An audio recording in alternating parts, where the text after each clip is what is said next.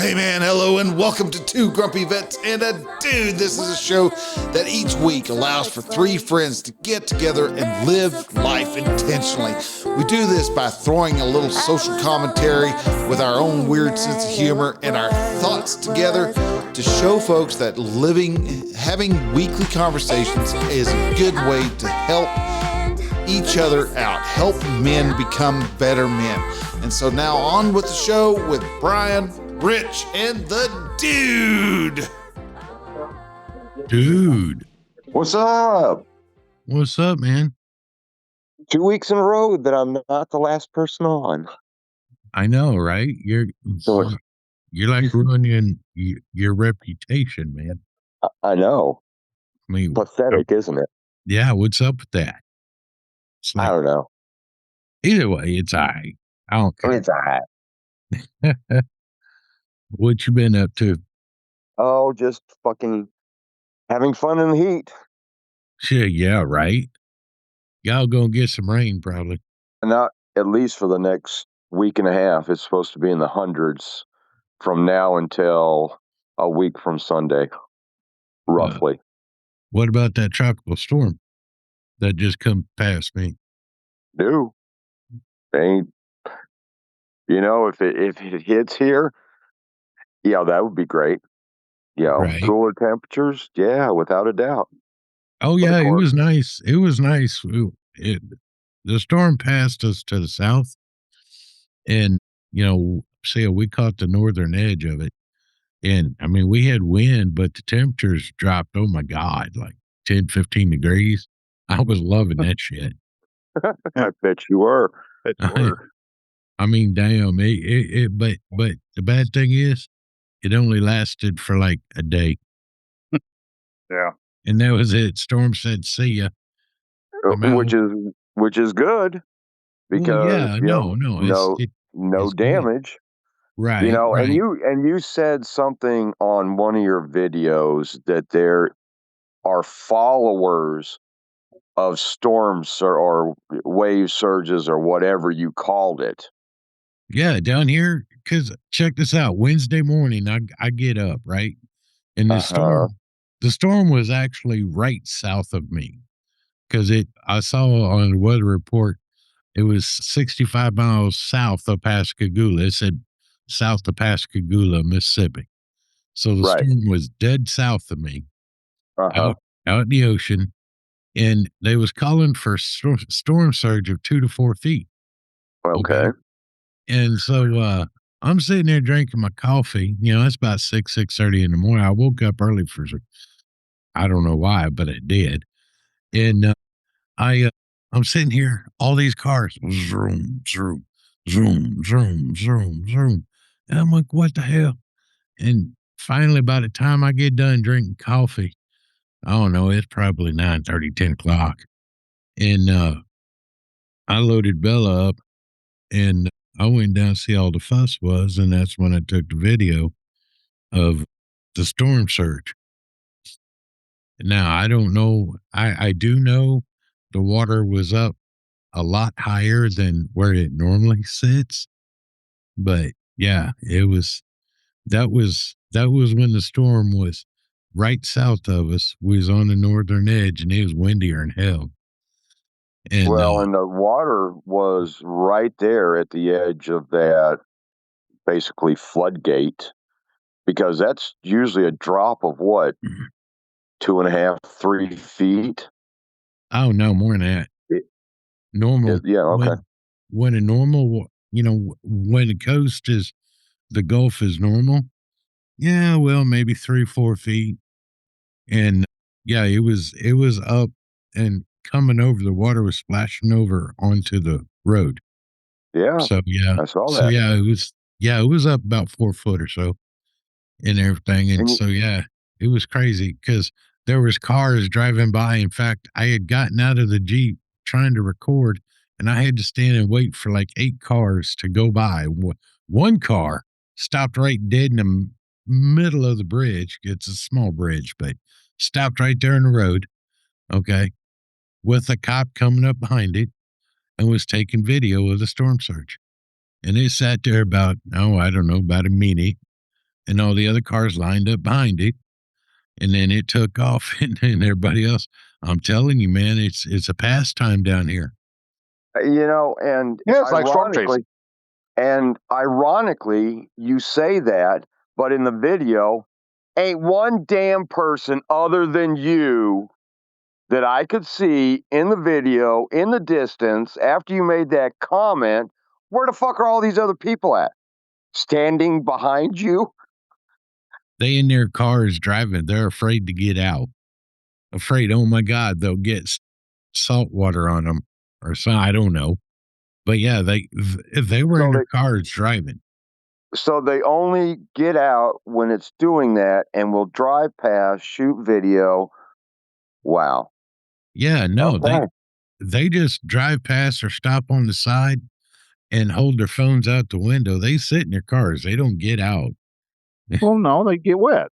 Yeah, I saw 3 or 4 people holding their phones while they're driving or pulled off to the side and just holding the phone out the side window. I'm like, I get out. Now, I didn't get Bella out or anything just because all the cars going around and the rain and the wind and it just and I know trying to record would have been a pain in the butt. So Right. Oh, I'm sure. So that's why, and I mean, I got out that one time because I mean, shit, I'm not scared. It's only water. I'll dry. Right. No, you won't. You'll float. Well, because shit floats. That's right. By God, I'll float. You'll never drown ever in your life. But yeah, no, it was just funny though. I'm sitting on my front porch drinking coffee, seeing car after car, trucks, everybody just driving down my street. And then I get out and take a ride, and sure as shit, they're all going down looking at the storm surge. Man, you could have at least gone to the park in the gazebo and fucking made a picnic of it. Cook yourself a couple burgers, a couple hot dogs, and just make a day of it. Yeah, no, I'm good because, I mean, honestly, I mean, I had seen the water up that high before, different times and everything like this, but that day, that was just that there was just a nasty day. And see, there really was no distinction of waves. It was nothing but churning. Yeah. No, there was no waves. It was just splashing against the rocks and whatever. And you couldn't surf it. Let's put it that way. Well, yeah, but because there was no direction on the tide coming in, it was just freaking like you put, like a huge vibrator up underneath the ground, turn it on to max, and the fucking water's just jumping around. Yeah. Oh yeah. Yeah. No, it was, and this here was just a tropical storm. This here wasn't even a hurricane. Yeah. Did it get named? Yeah. Bertha. Okay. Tropical Storm Bertha. Okay. So, and, so yeah, I did that and check this out. Now, dude, this is information. Whoa. Good God, girl, you scared me. Oh shit. Oh fuck. I felt the floor bouncing. It was Bella. I don't know what she did, but shit, she bounced everything. But anyway, dude, this is information for you. Okay. She's a lovely chunky girl. Yeah, she's about 60 pounds now. So yeah, she is getting chunky. But clock springs. Clock spring for your Jeep. Okay. Okay. I looked around here at the local parts stores, O'Reilly's, Advanced Auto, AutoZone, all them, right? $400 to $650 is what a clock spring will cost you at those particular places. Okay, Damn. so help enlighten me. What is a clock spring? Because I think of something you put in a clock so that a clock will run. No, actually, it's your car even has a clock spring. Well, I'm sure I do, All but All that's why I'm vehicles at. for the last 20, 30 years have a clock spring. Yeah, it goes behind the steering wheel on the steering column. Okay. And basically it's an electrical board that maintains contact with your steering wheel, especially if you have the fancy buttons on your steering wheel Okay. and everything. And if those go out, your dash lights will flash on and off. If you hear clicking sound when you turn in the steering wheel area, it's Uh-huh. your clock spring wearing out. Mm. Okay. And I mean, they're not hard to change. You just have to pull the steering wheel. Yeah, just Pull, pop the steering wheel. Yeah, well, yeah. easier said than done. No, no, actually, if you have a puller, it's really fucking easy. Really easy. But, Yeah, let me get the puller out of the glove box well, I mean, $20. as I'm rolling my eyes around in my head, looking at my Careful, it'll brain. fall out. I know. But no, so I found a clock spring and I is the site I found it on because Rock Auto didn't even have one. I was like, what the hell? And I found one for $205. Good God, Bella's just no. All over the place. No, she's on the couch, but feels like the floor is bouncing. Well, Feels like yeah, because she's fucking wagging her tail. God damn, okay, that thing will take out a fucking shin bone. right. But anyway, Extreme Terrain had the clock spring I needed for $205.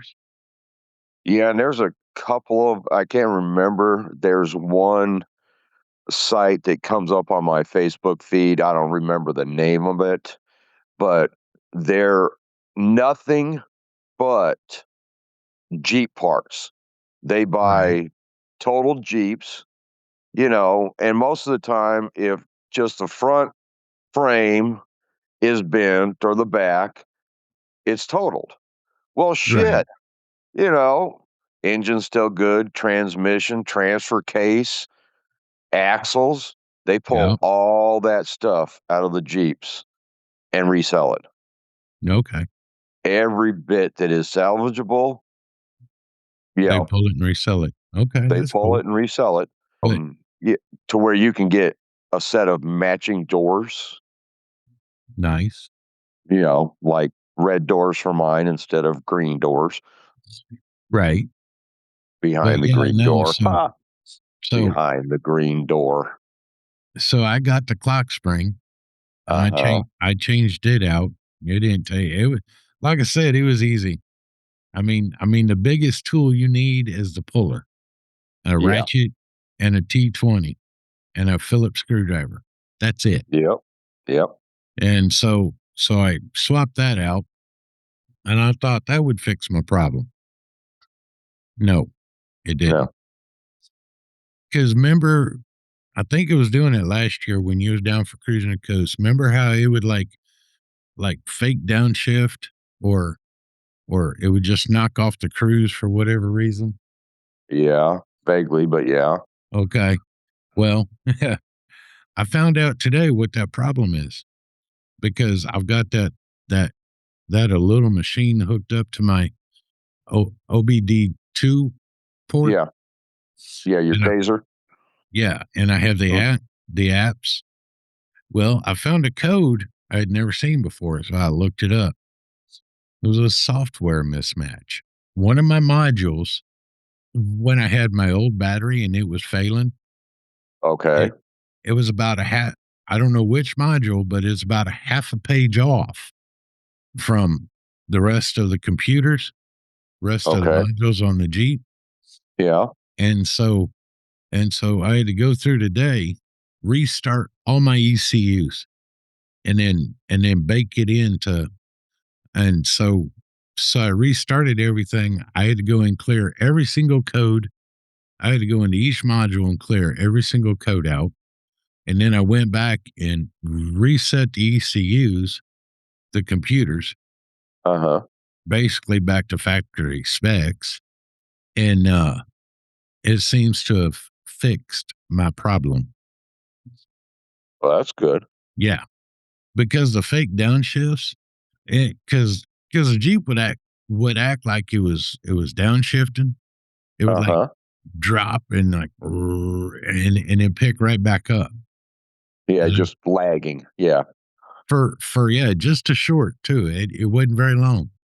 And I found out that was due to low voltage. And that's kind of what led me to, have my battery checked, and of course I had to buy one. Well, yeah. Since that event happened, it threw one of my modules about a half a page off the others. They were talking to each other, but they weren't on the same page. Right. And so I had lights. I would have my dash lights come on, my cruise kick off, just all kinds of stuff. And so I got that fixed. And tomorrow I'm doing shocks, finally. Because I looked at my shocks, man, those things are gone. I mean, the tubes are so bad they're cracked. But they're the original ones to the Jeep, I'm sure.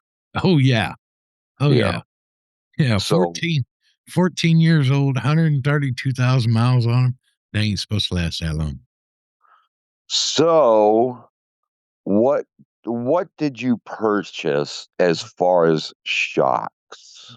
Just OEM Gabriel shocks. Bouncy kinds. No, smooth kinds. Oh, well, that's only if you're Tigger. Yeah, well, I'm not Tigger. At least not today. Well, I used to have a Tigger hat, and I think I wore the hell out of that because I can't find it anymore. That was my most favorite hat, my Tigger hat. Oh, I love Tigger. Yeah, absolutely. I love Tigger. And I'm not going to try to do the song that he does, the bouncy, whatever. Oh yeah, no. But the wonderful thing about Tigger's a wonderful thing. Tops are made of rubber, the bottom made of spring, the bouncy. There you go. Bouncy, trouncy, fun. The greatest thing about Tigger's is that I'm the only one. Yeah. But, I know which one you're talking about. So yeah, I just got, because on Rock Auto, I'm telling you what, I got 4 shocks and 6 ratchet wrenches.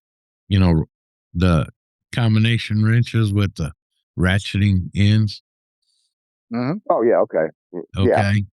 Box in wrenches. Yep, gotcha. That have ratchets. Yep. The shocks all together cost me right at about $100 for all 4 shocks. All 4 shocks. $100. Yes, sir. Yes, sir. Well, you take double and a half.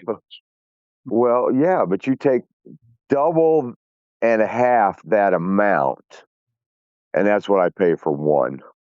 Oh, I believe it. But see, that's where hey, it's like, I'll wheel these shocks. I don't care. I know you will, and there's no problems with that whatsoever. And it's cool that you will, and because how big of a lift do you have? You don't even have a lift. You have spacers, right? No, I don't even have spacers. Oh, okay. No, it's... So that's still all OEM height. Yeah. Okay. But yeah, no, I found all 4 shocks because at the parts store, shocks are like 80 to 100 a piece, and that's for the cheap ones. And when I had my front brakes done at that one shop, I had them price me, shocks. They wanted $1,500 to swap the shocks. I was like, excuse me, no. $1,500. And what did they tell you? What type of shock it was? Yeah, they said it was something like a Fox shock. That's what I got. Fox 2.0s. And the shop was a Napa shop. And so I looked at Napa.com and I found the shocks they were talking about. And each shock was like $260, $270 each. Yep, that's what I paid for. And then I'm like, no, I'm like, this dude thought I was stupid, I guess. And so Now, finally, huh? now, granted, the Fox 2.0 shocks are the absolute best on the market. Well, yeah, but not at that but price. when I did my conversion, that was part of what I had priced in was for those shocks. Right. Now, since I have had to purchase one of those shocks, but it was the steering control shock, not the shocks on the wheels. Right. And that shock was $212. And then after I threw away the other shock, I find out that you can send them back to Fox and they will rebuild them for under $100 and send it back to you. Yes. Oh my God. And that was after I had already fucking thrown the damn shock away. Did I find that out? Right. I'm like, motherfucker. So yeah, tomorrow I'm going to do shocks on the Jeep because it's not hard either. The rear shocks are the easiest. And the fronts, I mean, I watched a video just to make sure. Yeah, it's simple. The wrench, a jack, jack stand, and a couple wrenches, and an impact wrench. Yeah. So I was like, all right, I'll change them. Yeah, again, it's not freaking rocket science, but personally on my Jeep, the front shock is the easiest to replace only because I don't have fenders and I don't have all that other shit that's in the way. Right. Well, you see on mine, I got to take the wheel off on the front. I don't have to do that. Oh, special ed. No, well, because I've taken all that shit off of there. Right. No, I know. And yeah, it's right. Nice, easily accessible. I just don't hope anytime soon that I will have to be replacing those Fox 2.0s. Oh, because again, they're $250, $270 each. But now I know they're still that price. I mean, prices are expensive, man. Yeah, that's what. Well, I just bought that steering stabilizer shock about 6, 7 months ago. Okay. I mean, it was blown, but got one at my mechanic's price, which was still $212. Right. Because he didn't upcharge me. Well, that's cool. Yeah, because he's gotten lots of $1,000 bills from me over the course of knowing me, like maybe like 15,000. Damn. For the 2 Jeeps. Right. Now, hey, you need to go to rockauto.com right now. What is that? They have a sale on hoods? No, hang on. When was the last time you changed your cabin air filter? I was trying to last weekend. Okay. Change my cabin air filters. Couldn't find the motherfuckers. Up underneath the dash. They're behind the glove box. You have to pull the glove box out. They're right there. You don't just have to pull the glove box out. Yeah, you do. Yes, I know you have to pull the glove box out. Pull your glove box out and point to where those filters are at. Well, you can't see them. That's because you have to turn the Jeep on, kick the recirc button on, and lift that door.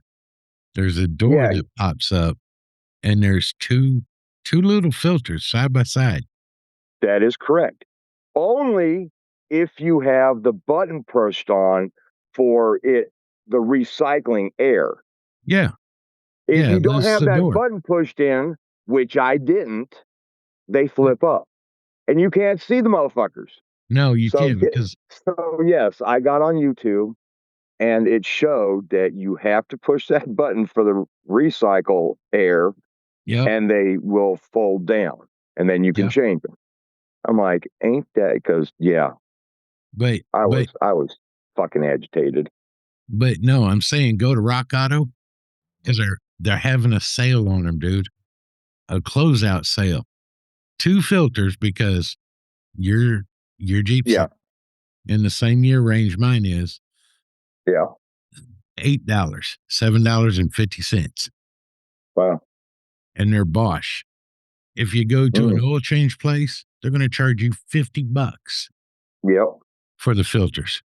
And $50 for a 7-inch filter, maybe 2 inches wide, 2 of them. yeah. Yep. They're going to charge you. No, hell no.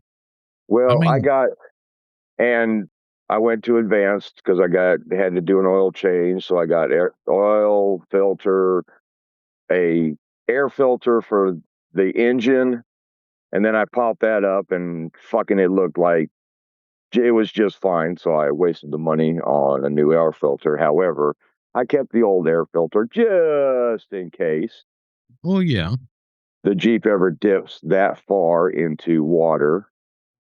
Hopefully not. but see, dude, you got to go to Rock Auto. You can get the same parts as the part houses get for a lot less money. Well, yeah. Well, and I just, since I was in there for the oil change and Advanced, usually if you buy Valvoline full synthetic, which I always do, I get a free oil filter. Cool. Right. And I just happened to stand there. It's like, when's the last time I changed the air filters? But I think the air filter, I got Brams, and I think they were like $10.92 for the 2 filters. But That's not bad. they didn't have Bosch. Okay. Well, either way, I like Fram air filters for years. Mm-hmm. I still do. Fram makes a good filter, but and $10 and some, that's cheap. But yeah, I changed my cabin air filters today. Oh my Mm-hmm. God. I should have changed them probably last year. And see, I have never changed mine, so I can only imagine what the hell they look like. Probably as bad as mine did. I'm sure I got half an inch of fucking dirt and fucking just all kinds of crap on the top of those filters. Oh yeah, probably. But this weekend, I'll do what YouTube video told me to do and push the recycle air button so they fold down so I can replace them. Yeah, because once that blend door flips, they're just right there. You just pull them out, and then put one in, slide it to the right, put the other one in, put that little plastic cage back on. You're good to go. Yeah. But if you don't have that switch on, you ain't finding the motherfuckers. And I was about ready to come into the house, get the shotgun, go, I'll find these motherfuckers one way or another. Right. So, by that point in time, I was like, okay, fuck it, I'll do it next weekend. Right. Because I did the oil change on Sunday because we had another one of those events that I talked about last week with the girl that I let drive my Jeep. Right. There was a second event last Saturday, not as many kids and families, but still, we went out there and had a ball. That's cool. This time we started racing on the trails. I mean, side by side or time trials? No, we're talking one Jeep behind the other going, and surprisingly, it was a lady that I never thought that she would be doing that with her Jeep. Now, she's wheeled before, but I never in my life thought that she would do that. And so she says, follow me, see if you can catch up. I'm like, excuse me? And I had a family in the Jeep. Right. I'm like, excuse me, you just didn't fucking challenge me, did you? I'm like, go. And I mean, at points on the trail, we were hitting 40 miles an hour. Oh my gosh. I mean, full throttle down to the floor and then slam on the brakes because the turn is coming up. That family, and it was the son was 15, 14, I think. I couldn't remember. But I didn't even think about them. It's like a challenge has been made. Whatsoever. Challenge accepted. She hit the gas. I slammed on the gas. And at points, we were doing 40 miles an hour and then slamming on the brakes for the turn. Damn. That family was just fucking laughing to beat the band. Right. They was loving it. Yeah. And the father has a niece somewhere within our area that has a Jeep by the name of Sarge, and it's green. Well, I've seen that Jeep. I don't think I have actually met her, but I've seen that Jeep in this area. Right. So small world. But yeah, we were just hammering down. Fucking hilarious. Cool. And then, so the families were starting to dwindle down at the end. And one of the kids comes out of one of the houses. It's one of the staff. I said, go get your friends and get in the Jeep. He's like, what? I'm like, go get two of your friends and get in the Jeep. So he opened up the door and goes, who wants to ride a Jeep? Everybody was kind of hesitant. I'm like, I don't care which three of you go, because there was actually 5. Right. I said, I don't care which 3 of you go, but get in a Jeep. And then I did the same thing with them and just hammered down. They were having a ball. That's cool. And then I went up to the general store because they said they had hats. And I collect hats. Like I need to collect any more fucking hats. Dang. But I went up there and there was 4 kids and volunteers up there at the general store. I said, I don't care which 3 of you want to go, but let's go get in a Jeep. We're going to go run the trail.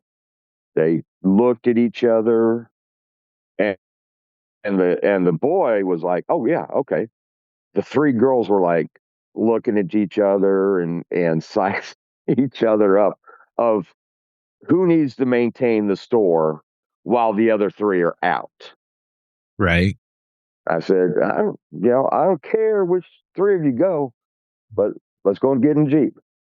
And I convinced 3 of them. I balls to the wall on a trail. And of course, I didn't have any doors on, so the limbs on the small trees are coming in there and slapping them a little bit. I had to hit the brakes hard because I didn't see the turn coming, and actually kind of slid off and hit one of the little scrub brushes that they have. I'm like, oh, and I turn around like, oh, by the way, watch out for the tree limbs. One of the girls says, oh, really? Because I mean, they were getting slapped. It was hilarious. But they all come out with, great big smiles that are wrapped around their ears. That's cool. That's cool. It sounds like they had fun. Oh, they had a ball. They were, hesitant, but it's like, okay, come on now. I'm not going to kill you. So I should get that sticker that I've seen that comes up on Facebook that said, but did you die? Right. Oh, you can go to most any Jeep or 4x4 shop and find that one. Oh, yeah. And just put it right there on the inside of the windshield, the cop corner, and be like, just read that. But did you die? So that was my week. Oh, yeah. What day was it? Tuesday. I was coming back from Grand Prairie. Just a mile north, roughly, of where I got rear-ended 2 weeks prior. Right. This freaking delivery van, and this one was a larger one, cuts me off and leaves me about a foot between the bumpers, driving just like the way the guy that hit me was driving. I'm like, I should probably take the off ramp for that position on the road and then come back on and just avoid that, mile and a half stretch and just be on the feeder road. Right. Because it just seems like that place right there is now a magnet for my truck. No, just Like, take the good feeder road. Lord. A lot of people do that. You know what? And I wish a hell of a lot more people would take the feeder road. Because if you're going to pass me and then hit the brakes, and I'm doing 65, and then I pass them again, but yet I just keep going, and they're like at 55. It's like, use the fucking feeder road. Get off the damn interstate. If you're going to drive like you're 90, God bless you.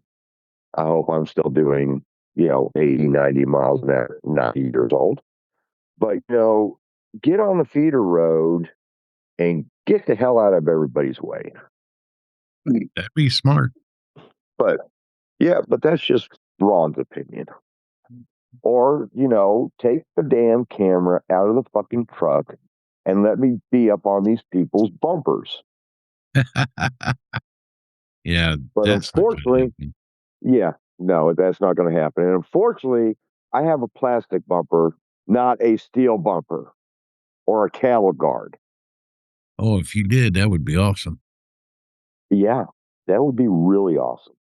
And I guess now, because we had a shuttle driver up in that works out of Abilene, was on his route. I don't know. I can't remember where he was going, if it was Odessa or wherever. Hit a deer, kind of like what Bryan did a couple months ago. Yep. And just took out the bumper. He could get it back to Abilene same way I could, when I got rear-ended. But now they're thinking about future purchases for the shuttle drivers, not the route drivers, but the shuttle drivers, to have cattle bumpers on the front. It wouldn't be a bad idea. No, they wouldn't. Now just take the damn cameras out. But they won't do that. Well, yeah, wishing one hand, shit in the other, buddy. Exactly. Hate to say it, but that's exactly we all know which one would fill up first. Oh, yeah. And, and I understand that for, such a massive fleet, when they got the cameras, how much lower the insurance went as a whole, probably by millions of dollars a year. Maybe. Insurance companies want nothing but money. Yep, that's it exactly. Well, yeah, that's true. They want all the money, and they don't want to give none of it out. They're like bankers. Oh, I know. Bankers want the same thing. They want all your money, but God forbid if you need a loan, you have one little hiccup. Oh no, we can't loan you no money. Kiss my ass. Ain't that the fucking truth? Right. And God forbid if they have to pay out for a totaled vehicle, how much your insurance will go up, or they fucking cancel you altogether. Yeah. It's like, dude, I've been paying you now for over 20 years, and this is how I get treated? Yeah, yep. Fuck you.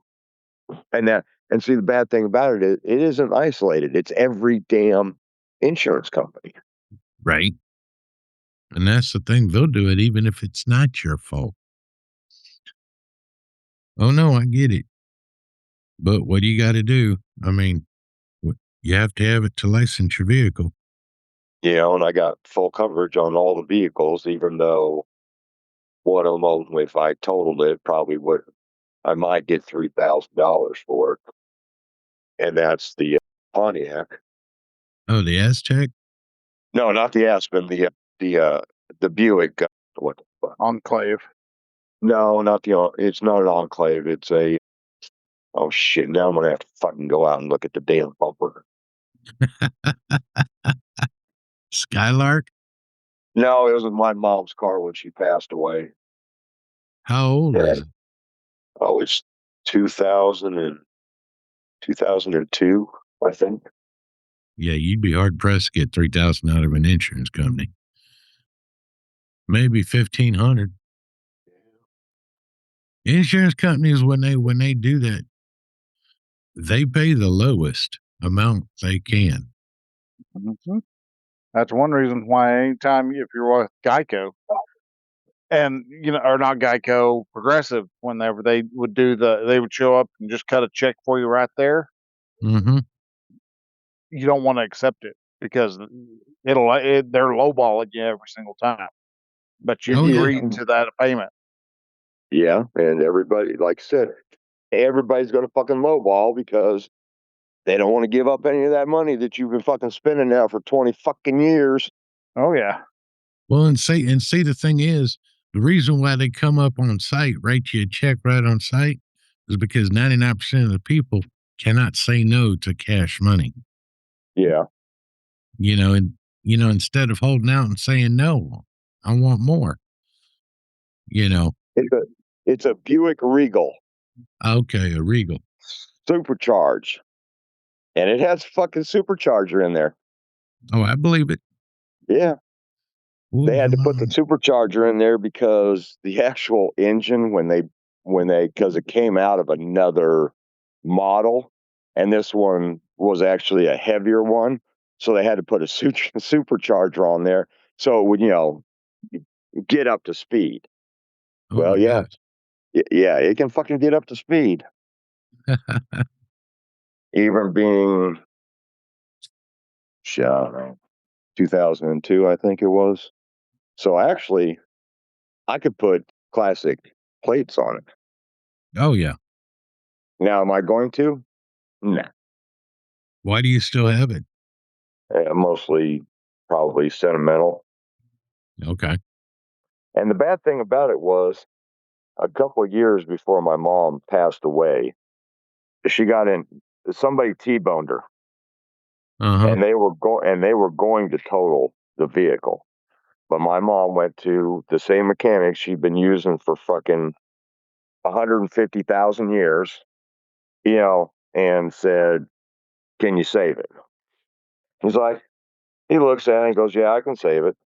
So she saved it from being totaled. Man, you can't tell that it was ever hit. That's how good of a job he did. Right. But it's just sentimental. And I've had 3 different guys if I was out in the front yard that have literally stopped in front of my house and says, "You want to sell that Buick?" I'm like, not really. So, and I don't even know what they would even offer for that matter, but no, I'm not going to. Next time it happens, say, shoot me an offer. You can still say no. Yeah. But I mean, if someone rides it and says, I'll give you $10,000 for it. Oh, if somebody rolls up and says they'll give me $10,000 for it, motherfucker, I'll go in the damn safe and get the title. Right.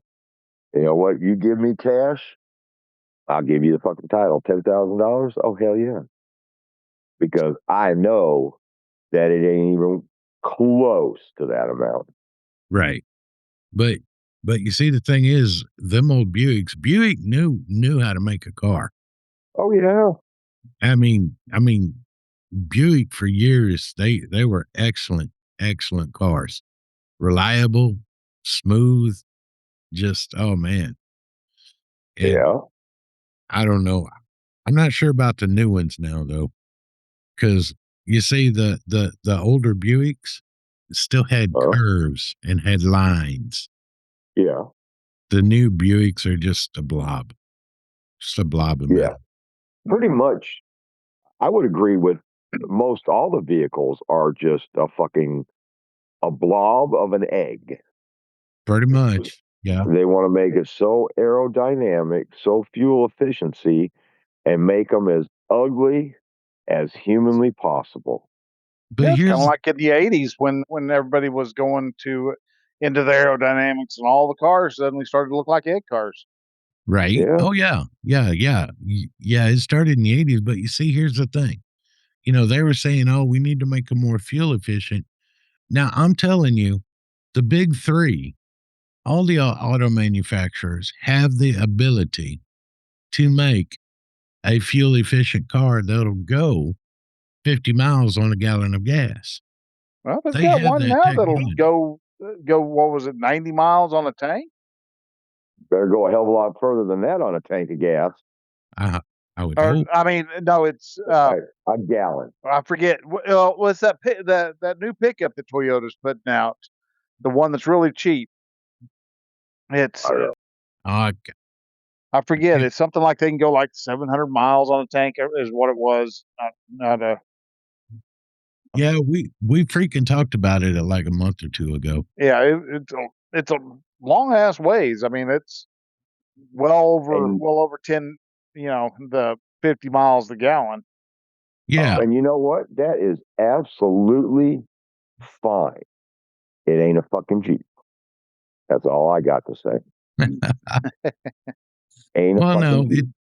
it's not, but But it's you a see, Toyota, so it'll last you just more than a couple turns of the wheels.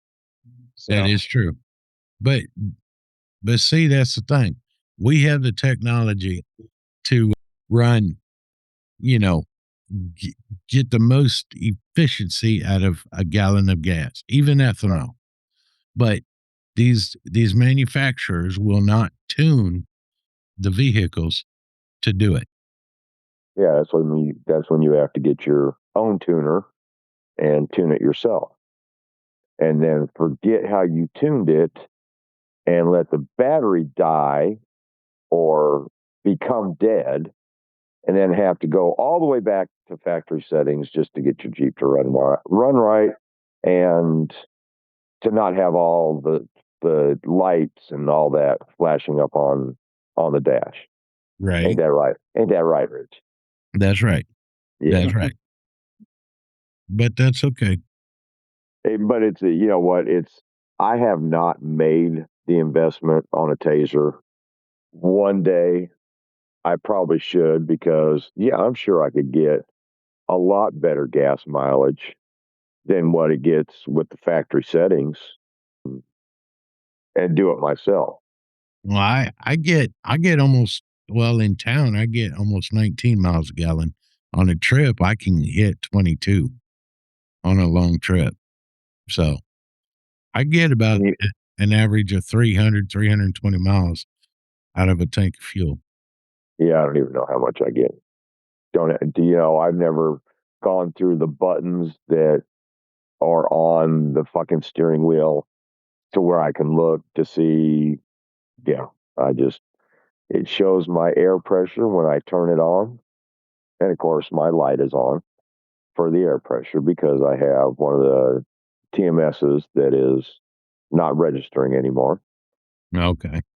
So I'm going to have that little symbol right there. And hell, I got a fucking air gauge right sitting on the dash that, worst case scenario, I just take the valve stem cap off and check the air. Wow. Fascinating fucking concept. Right.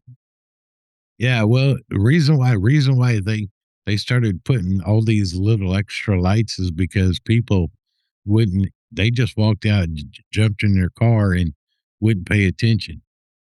That's the only reason. So they made it stupid proof. So now there's a light and people are like, "Oh no, there's a light." Well, I can have all the lights go off on my dash and I'll be like, okay. Well, I do too. I mean, which trail are we going on next? Now, I've never had that happen as of yet. So thank goodness I don't.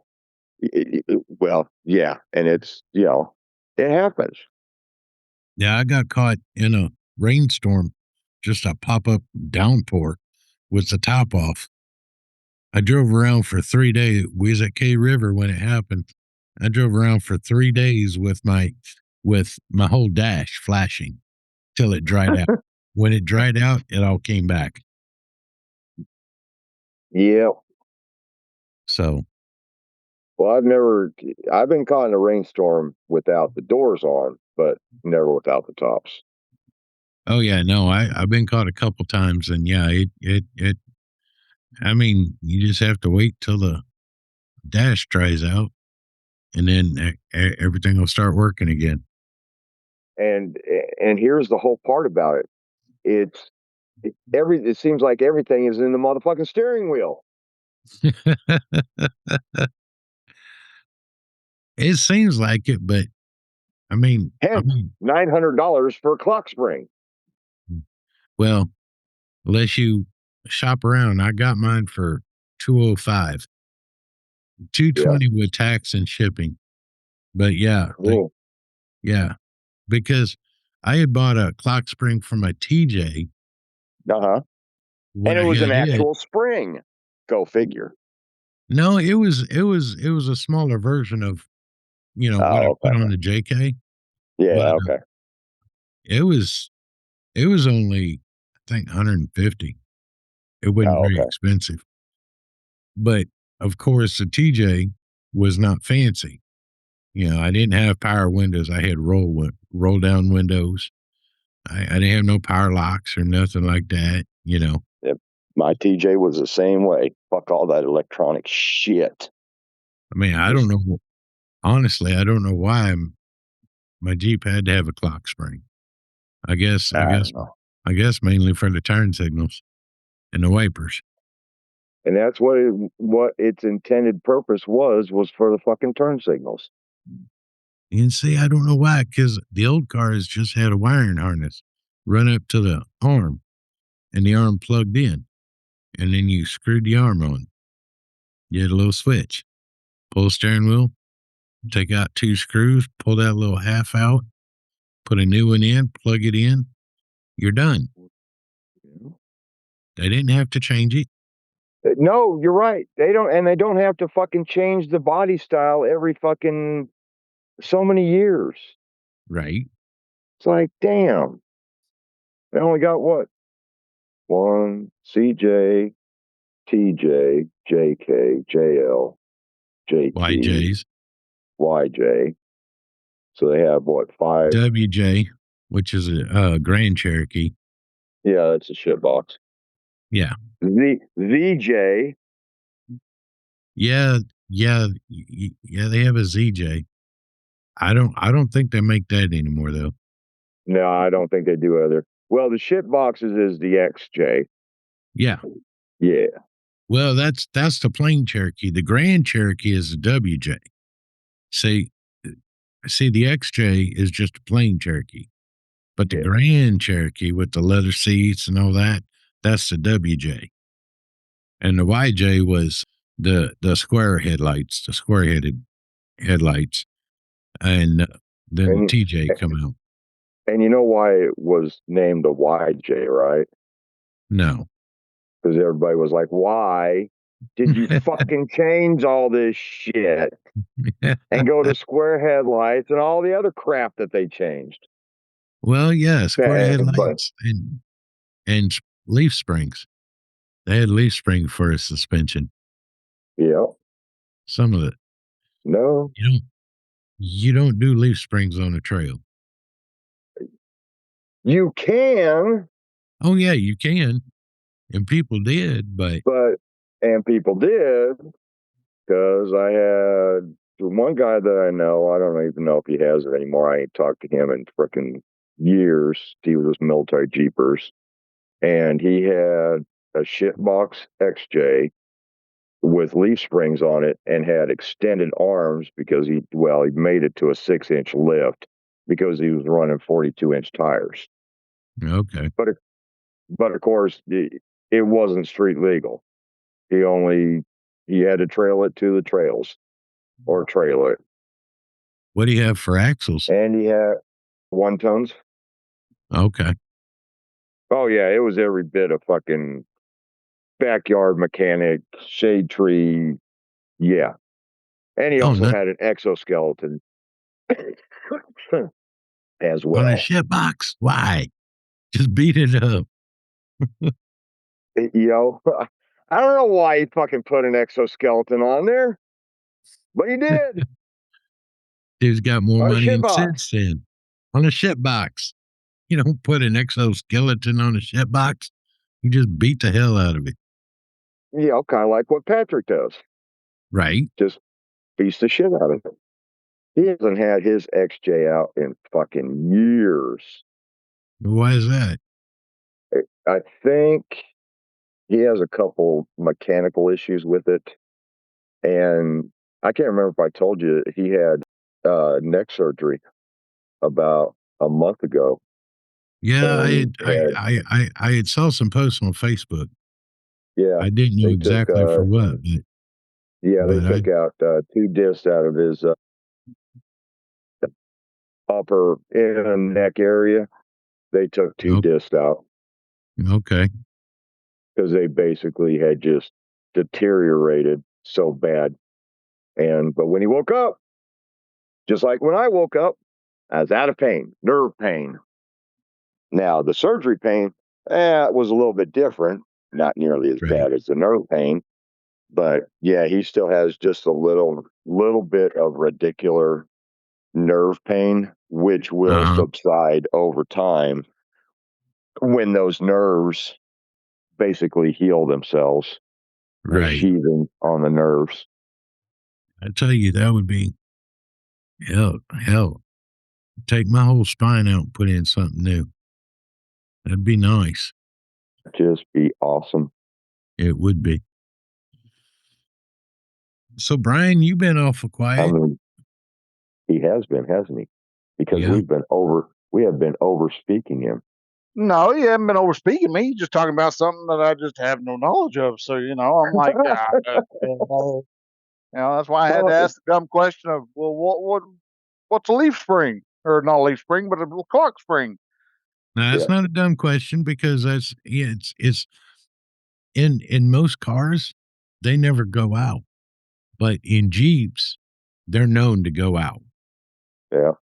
But see, here's the thing about clock springs is a long time ago, it was like what Bryan referenced, a clock spring, just a bigger version. It was this big round coiled up spring. Yeah. In like the 50s. Uh-huh. Yeah, it was an actual spring. Huh. But see, nowadays they're all electric. And basically what it is when you turn the wheel on the inside, there's like contacts that stays in contact as you turn the wheel. So all of the communications stay going constantly while you're driving. Oh, okay. And in cars, cars are mainly on the road, windows up, stuff like this. So they don't get like dust and dirt, a lot of dust and dirt in them or anything like that. Right.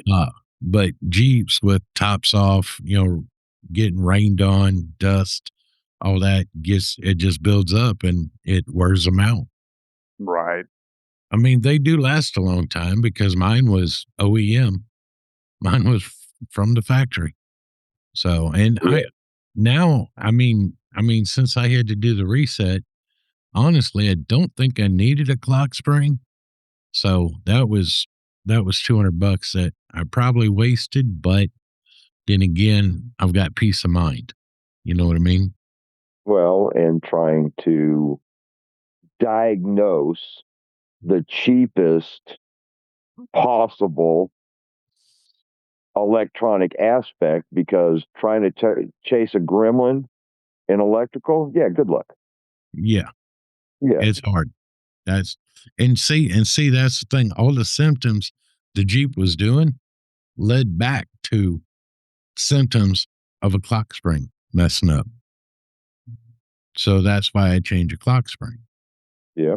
But then when I looked on my fancy dancy app and found that code and found out one of my modules was off sitting in a corner eating watermelon, sucking his thumb, and wasn't playing with everybody else, that's why I had to do a reset.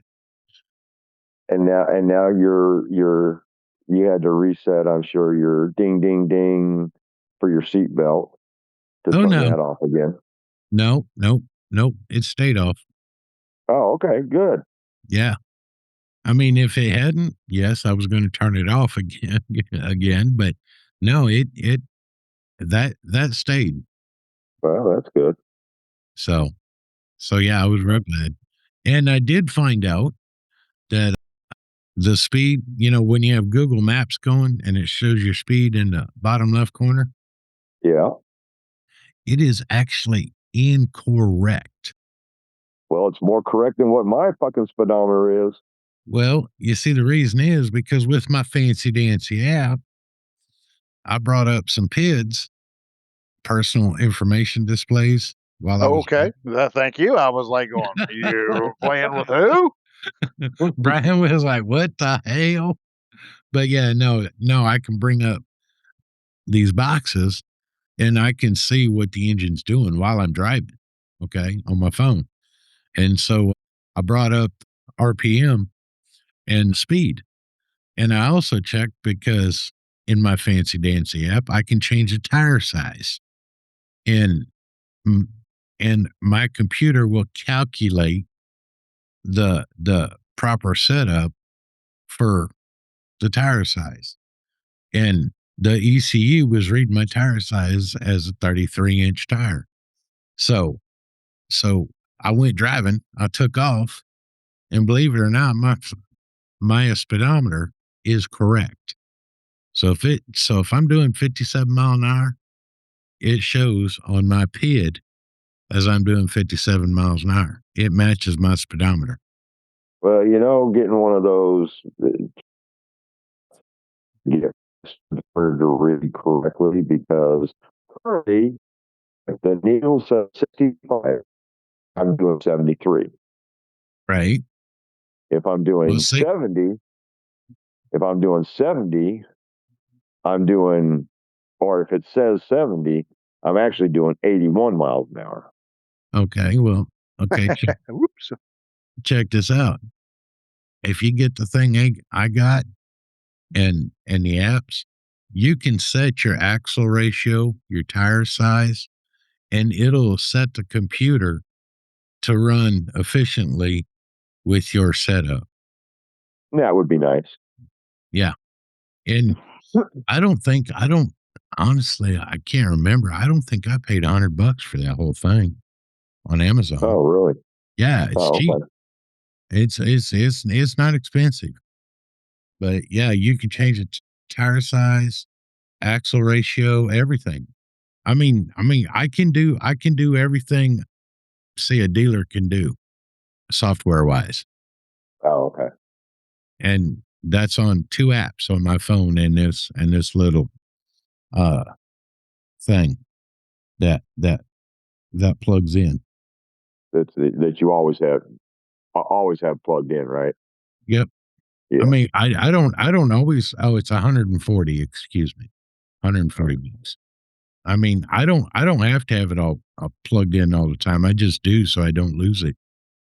Well, yeah, I get you there. That's why I zip tied the 2 dust collectors that I have on my winch and my wireless winch connector, just so the wireless connector wouldn't fall off. Right. If I'm on the trail, so I just zip tied 2 dust collectors together, and hey, at least I won't lose it. Well, that works. But yeah, the one I got is $140. Bryan, you could probably even get one for your vehicle too. Oh boy. Yeah, it's not for just Jeeps. It's for all vehicles. Yeah. Yeah, Ford, GM, Mazda, Nissan, Infiniti, Toyota, Lexus, Scion, Hyundai, Kia. Hyundai and Hyundai. Yeah, Honda and Hyundai. And Jeeves, it's honestly pretty freaking cool. You can and I wonder how those names came about. Was probably two Chinese CEOs saying, Hyundai "What is should we Korean. name? What? Hyundai is Korean. Honda is Japanese. Yeah, Honda. Anyway, Toyota. You're ruining my damn story. It's painful. Just go with it. Okay. Sorry. And two Chinese CEOs want to start a car company. One goes Hyundai, the other one goes Hyundai, and then they start they start beating the shit out of each other. Oh, that's funny. And y'all have to just ruin a perfectly good fucking lie. Well, can't let you have it easy all the time. Yeah. In the words of Buford T. Justice, what in the hell is a world coming to? Yeah, I don't know. Got the classic joke of the well, we used to do Aggie jokes. That was kind of for Texas being the I know Ron knows what an Aggie is. I'm sure Rich knows an Aggie is too. I'm not sure about the rest of the folks in our audience, but an Aggie is a person who has gone to Texas A&M. They're known for being they're obviously it's a well-known college, so they're not the dumbest people in the book, but at the same time, people of Texas, for whatever reason, like to make them out to be the butt of all the jokes. They're kind of the dum-dums. They're they were the blondes before the blondes were funny. So, and I've always heard it as a Aggie joke, but you could also just you could use any other perceived idiot type of person out there. So you could also make it just a blonde. But anyhow, there was a blonde who was going to Japan for a marketing meeting with some top Japanese CEOs. And while she was there, she was going to be going around visiting, or not her. He was going around visiting. You got to, because there could be dumb blonde guys. But anyhow, so the guy he went. He was in Tokyo walking around, talking, looking, and visiting the sea and the sights and all. And he heard about these geisha girls, and he's like, "Hey, I want to see what about these geisha girls." And so he goes and he dishes out some money, and he has a really good. He's thinking he's having a really good time at it, and he's going at it, and she's just screaming at the top of her head, "Yucky-san, Yucky-san, Yucky-san," and he was like, "Wow, okay, I can remember this. This is a good." This is a good word to know, because this is great pleasure and enjoyment is what that's got to mean. And so when he's done and he's going through the following day, he gets up and he has a golf tournament or golf game with two of the CEOs that he's going to be meeting with. And so he goes out there and they start hitting the golf ball, and right off the bat, one of the CEOs, he lines up, hits the ball, it sails up through the air, arcs over, comes down, lands outside the green, bounces a couple times, rolls, falls in the hole. He's bonsai. Oh wow! All right. He's like, oh, okay, that's a good celebration word to use too. And so the other guy played, and then eventually his turn came up, and he was like, all right, let's try this. Let's try this again, and try this. And so he takes a swing at the ball, whack, and up it goes, arcs up through the air, comes down, hits the green, rolls, falls in the hole, and he's like, Yucky-san, Yucky-san. The other CEO stops and looks at him and goes, what do you mean wrong hole?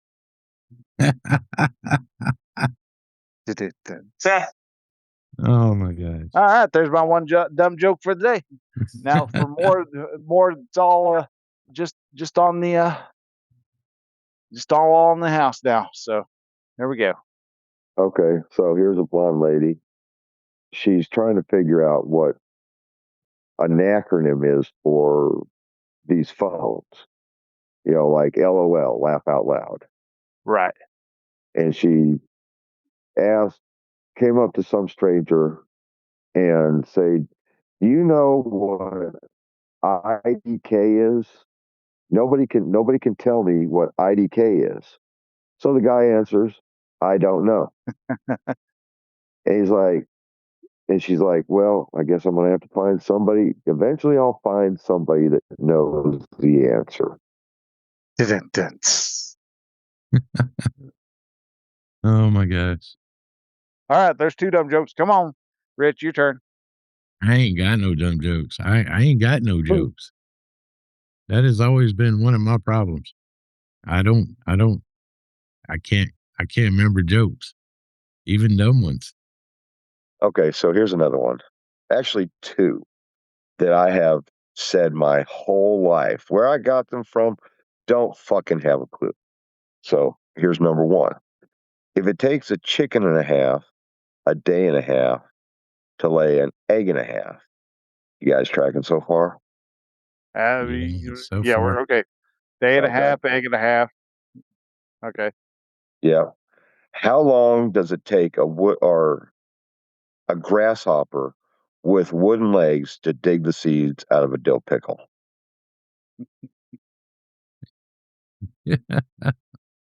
I can't even. The answer is a woodpecker barking backwards.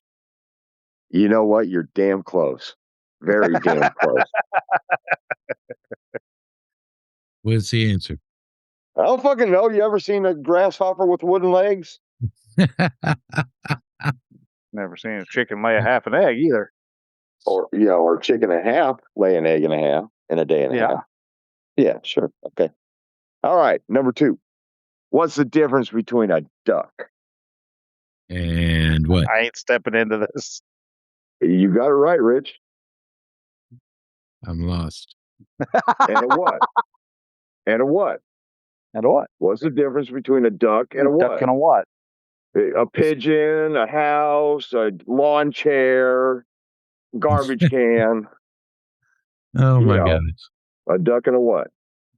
So you got it right. I didn't even know what I was doing. And you didn't even have to think about it. Yeah, right? That's even better. You just automatically had the answer. Yeah. What was the friend of mine? One of the best jokes well, it's not the best. It was a corny joke, but one of those jokes that, and I don't know, it was either sophomore or junior in high school. He told me this joke, and I thought, just kind of was one of those almost like what Ron threw out, just kind of a nonsensical one joke. And I was just like, okay, yeah, that was kind of good. And it wasn't until about 4 years later, as I'm cruising down 635, and I just happened to rethink of that joke, and it hit. And the joke is, what do you call a Roman with hair between his teeth? A Roman with hair between his teeth. A Roman with hair between his teeth. I have no idea. How about you, Ron? I'm thinking. All right. Now the clock spring isn't fucking, turning too very quickly, but What, a I don't hairy know. Roman? I don't know. What do you call a Roman with hair between his teeth? A gladiator. Oh my gosh. Oh damn. And what was funnier is that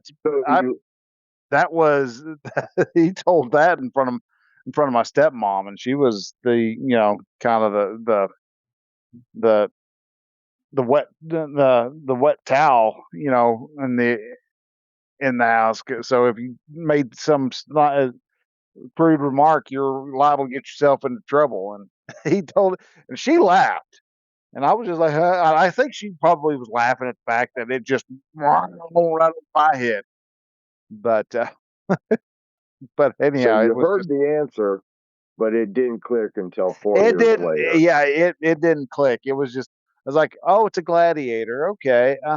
Okay. Yeah. Cause he was fighting and bit onto the guy's arm or whatever, Okay. Oh And yeah, oh, dude. then I driving did down the the road, like, same thing. oh, glad he ate her. Oh, okay.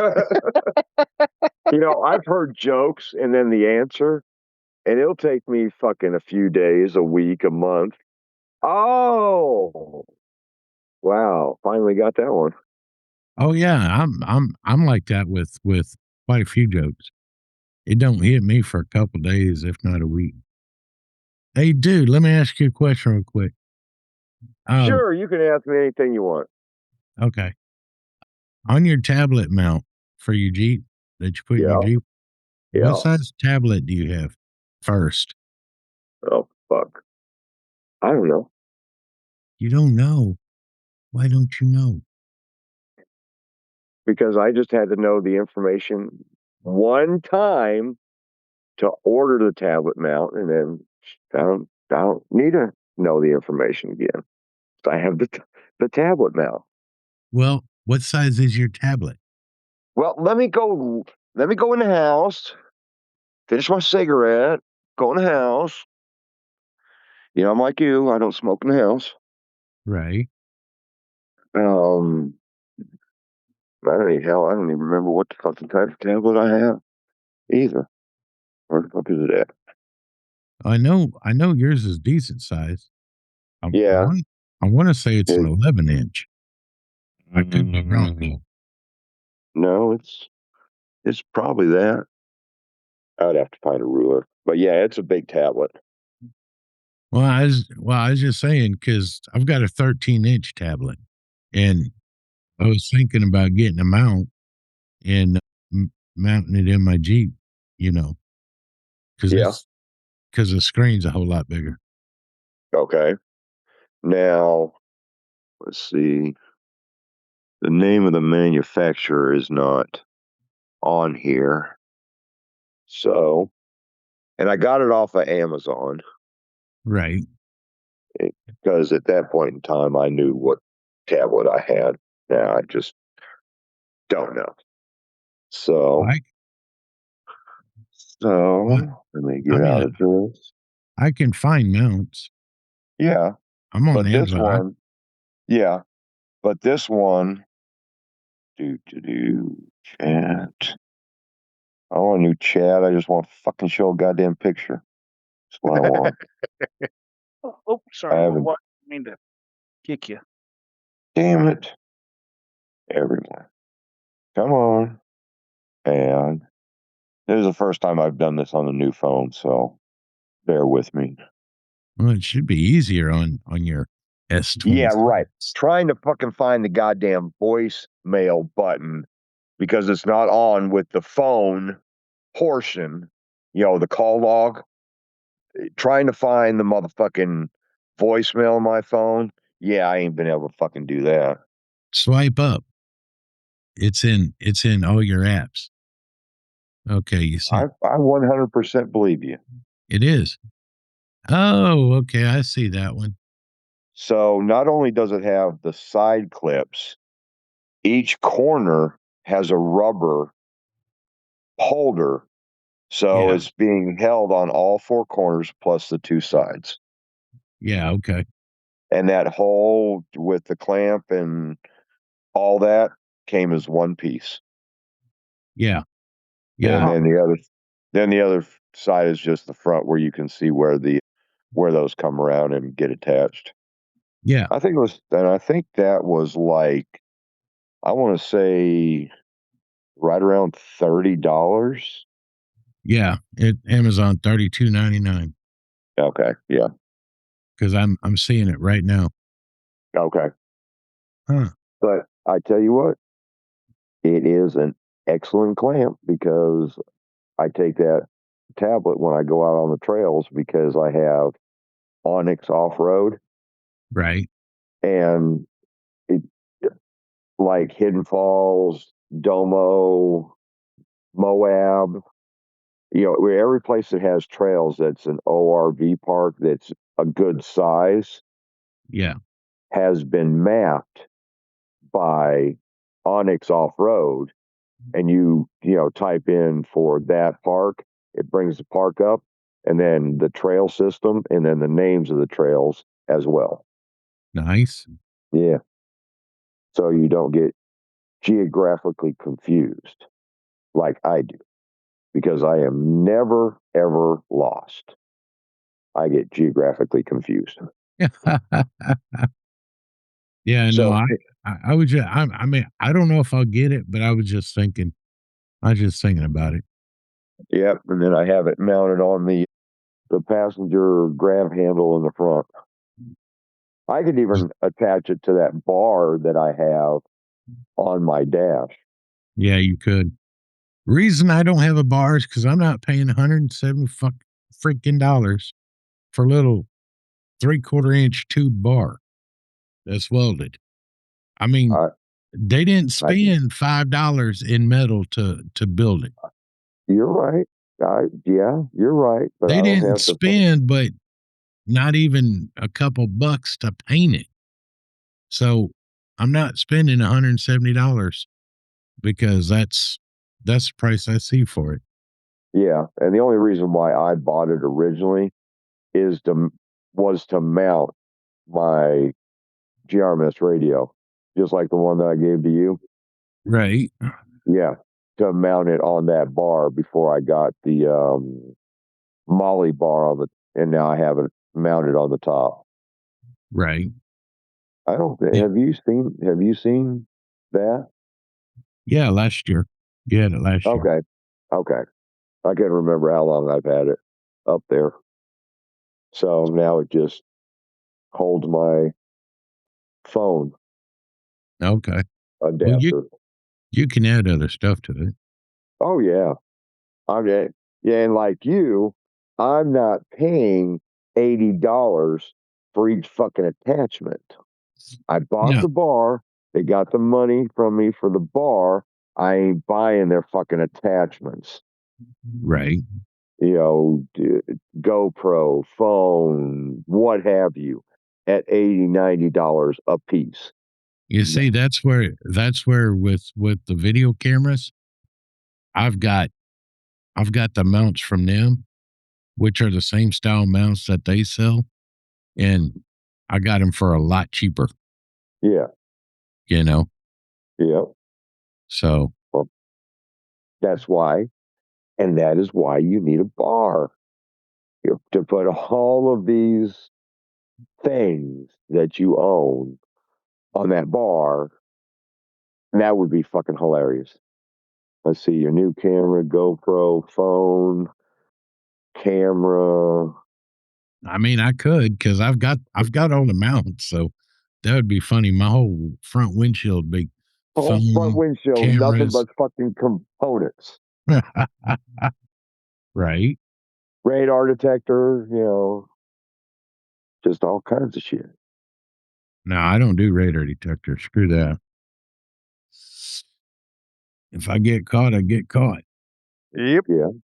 I mean, and in some states they're illegal. Yeah. Go ahead and put one in a big truck. Oh hell no. I was driving when that law passed, dude. It was fucking retroactive that day. As soon as it was signed, it was enforceable. I remember that. And I saw a feed come up a long time ago that showed two DPS officers. I think it was Arkansas or Louisiana. I don't remember where he was at, but the LiDAR that they have can detect if there is a radar detector on. Yeah. And they stopped him, and they could not figure out where he had mounted it at. They just knew he had one. They just knew he had one. Well, you see, when that law passed, because freaking Nebraska was already set up for it. They was waiting on it. And they had a field strength meter. Okay. I drove past a cop. Now, mine was off the dash because I had passed a bull hauler. I was on a 2-lane road. I think I was on Highway 2 in Nebraska. And a bull hauler had told me there was a cop up ahead. So I pulled my radar detector off, unplugged it, and threw it in the bunk, right? And there was a cab over. He was right in front of me. He had a radar detector, but since I was in the big blue Peter car, the cop followed me.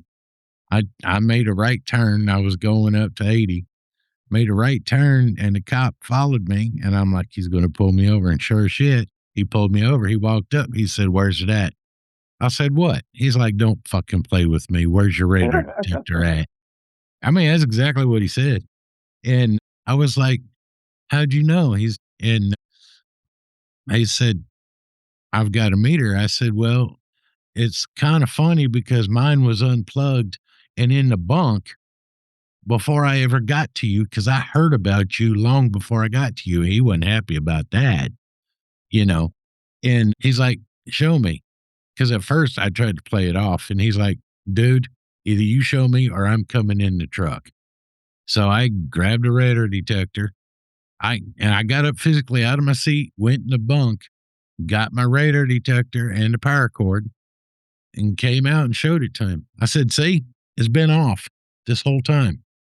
And he still walked me back to his car with the radar detector, wrote down the serial number, wrote me a warning for it, and told me, he says, "If I catch you again with it, I'm taking your radar detector and it's a $200 fine."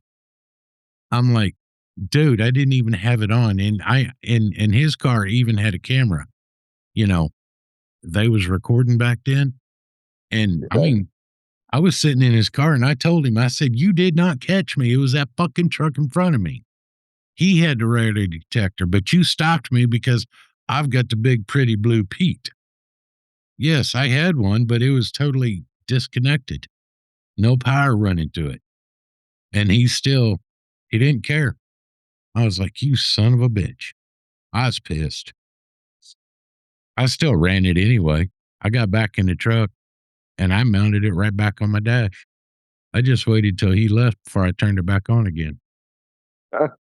But oh yeah, and in Michigan, in Michigan, if they catch you, they will make you, now they used to, I don't know if they will now, but they will make you take it out, put it in front of your tire and make you drive over it.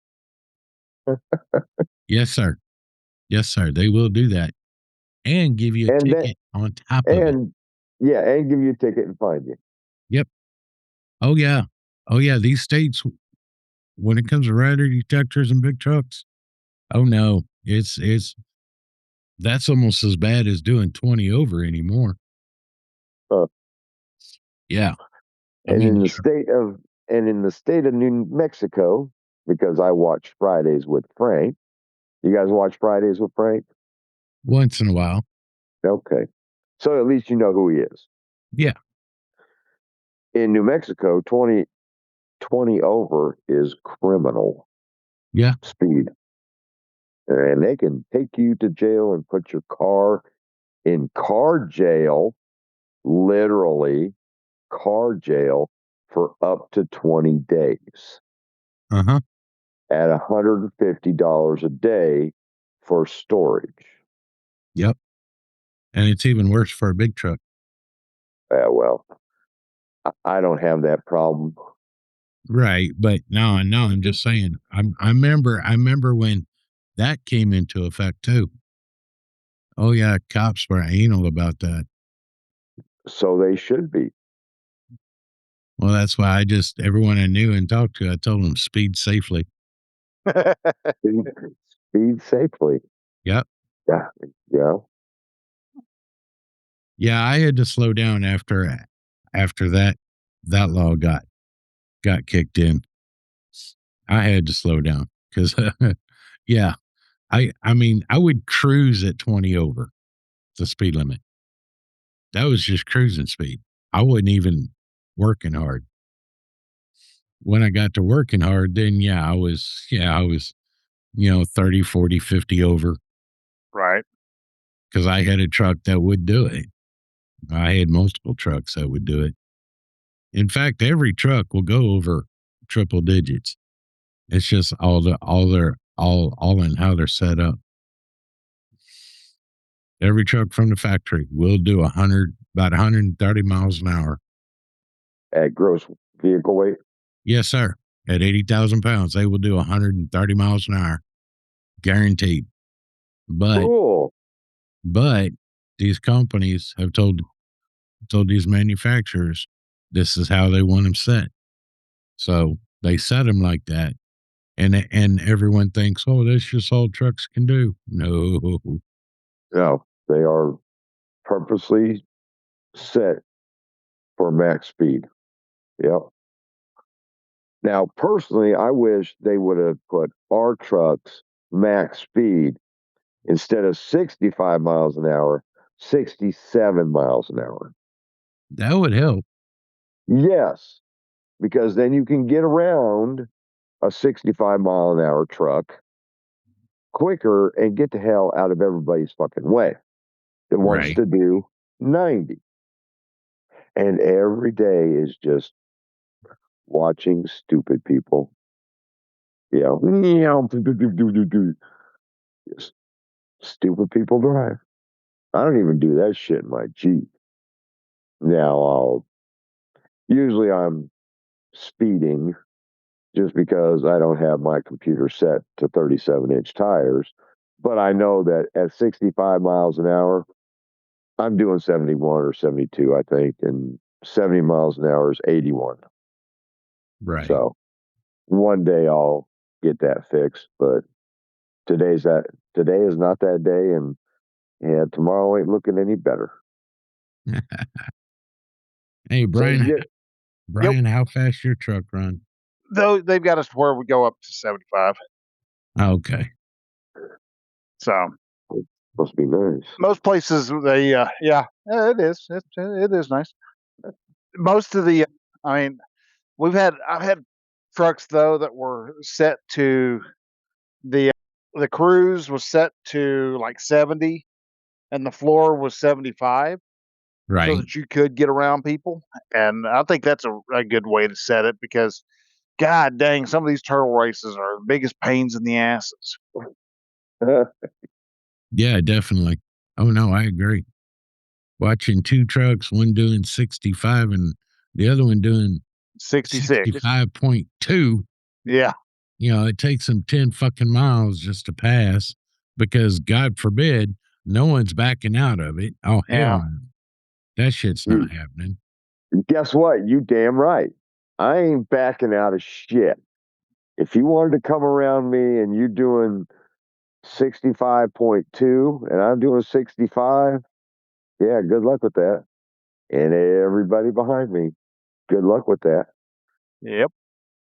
That's I ain't gonna back off because I got shit to do and places to be, damn it. I got things to see and people to do, Dad burn it. You got Yeah. you get paid by the hour. What the hell you I care know. if you slow down? Because because I'm an asshole like that. And because it's fun to get people these four-wheelers can do, 75, 80, 90, 100 miles an hour. I want them to enjoy the pace of what I am regulated to, so everybody gets to share in the happiness and joy. That is the dude. Damn right. Oh, gosh. Need to get that shirt that says fuck your feelings. You need to get that what? Shirt that says fuck your feelings. or better yet, the other one is like, I do not, or no, what was it? I am not a peopling person. You are more of a peopling person than you let on. Don't even try that shit. Oh yeah. And really, I am. Yeah. But there are some people that just needs to be throat chopped. Well, I'm not arguing that point, but you do people more. You people more than I do. You're right. I do. And I people a lot. You're right. I am a peopling person. Doesn't mean I need to talk to your ass. What? Doesn't mean I need to talk to your ass. But I'm a pretty good peopling person. Oh, there's a fucking question I was going to ask Bryan. What the fuck was it? Oh gosh. I don't know. What was it? It had to do with fucking trucks. Oh, did you get stopped in hit week last week? Nope. No. Nope, I didn't. And neither did I. And I was fucking surprised that they had that. Because yeah, they like you. They do. Bastards. Was you bummed out because you didn't get stopped? I want to get my fucking level 1 sticker, damn it. Well, yeah. I get you. Yeah. So not that we fucking make any money off of getting a level 1. You just get a attaboy. Because my truck's always ready. They did it, and it came across my Facebook feed, and we talked about this last week, that last week's hit week, they were doing it up at Texas Motor Speedway because Right. there's a lot of room, and all the fucking trucks that they had pulled over, I just had to laugh. There was a lot of rock haulers that were being pulled over. Oh, you know them boys are overweight. Well, that, and they don't fucking pre-trip. Pre-trip is sitting the coffee cup in the cup holder of the truck. Well, you don't want to spill it. That's safety first. Come on, man. Right. Lighting a cigarette, man. Yeah. That's the whole pre-trip, setting their Yes, coffee. sir. Oh, Yes, sir. It's exactly right. It's just like Rich. Just like Rich used to do his pre-trip and post-trip. By God. Drink coffee and smoke a couple cigarettes. Like, we're good. Yeah, you're right. Yeah, those tires will last. But see, the thing is, though, you see my thing, and the reason I could do that, I mean, not legally or technically, really, but the reason I could do that is I lived in my truck, and anytime I walked away from my truck or back to my truck, I was always inspecting it. So I knew my truck inside and out, and it was just a habit every day. So I could go to bed and then in the morning go in and get my coffee, and I'd take a glance, maybe walk around the truck, and if I didn't see no major oil drops, no grease splashing out of the bearings or anything like that, which you can see that pretty easy, I was like, okay, we're good to go. Yeah.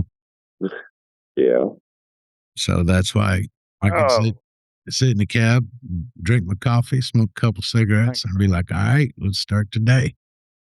Yeah. Oh, and so then of course, you go ahead. I was going to say, and then of course, I would step out and actually do a pre-trip. Well, that's good. My truck rarely broke down. Yeah. And that's why I feel the pre-trip is more important than the post-trip. Right. All day, every day. But, DOT doesn't think it that way. So, but.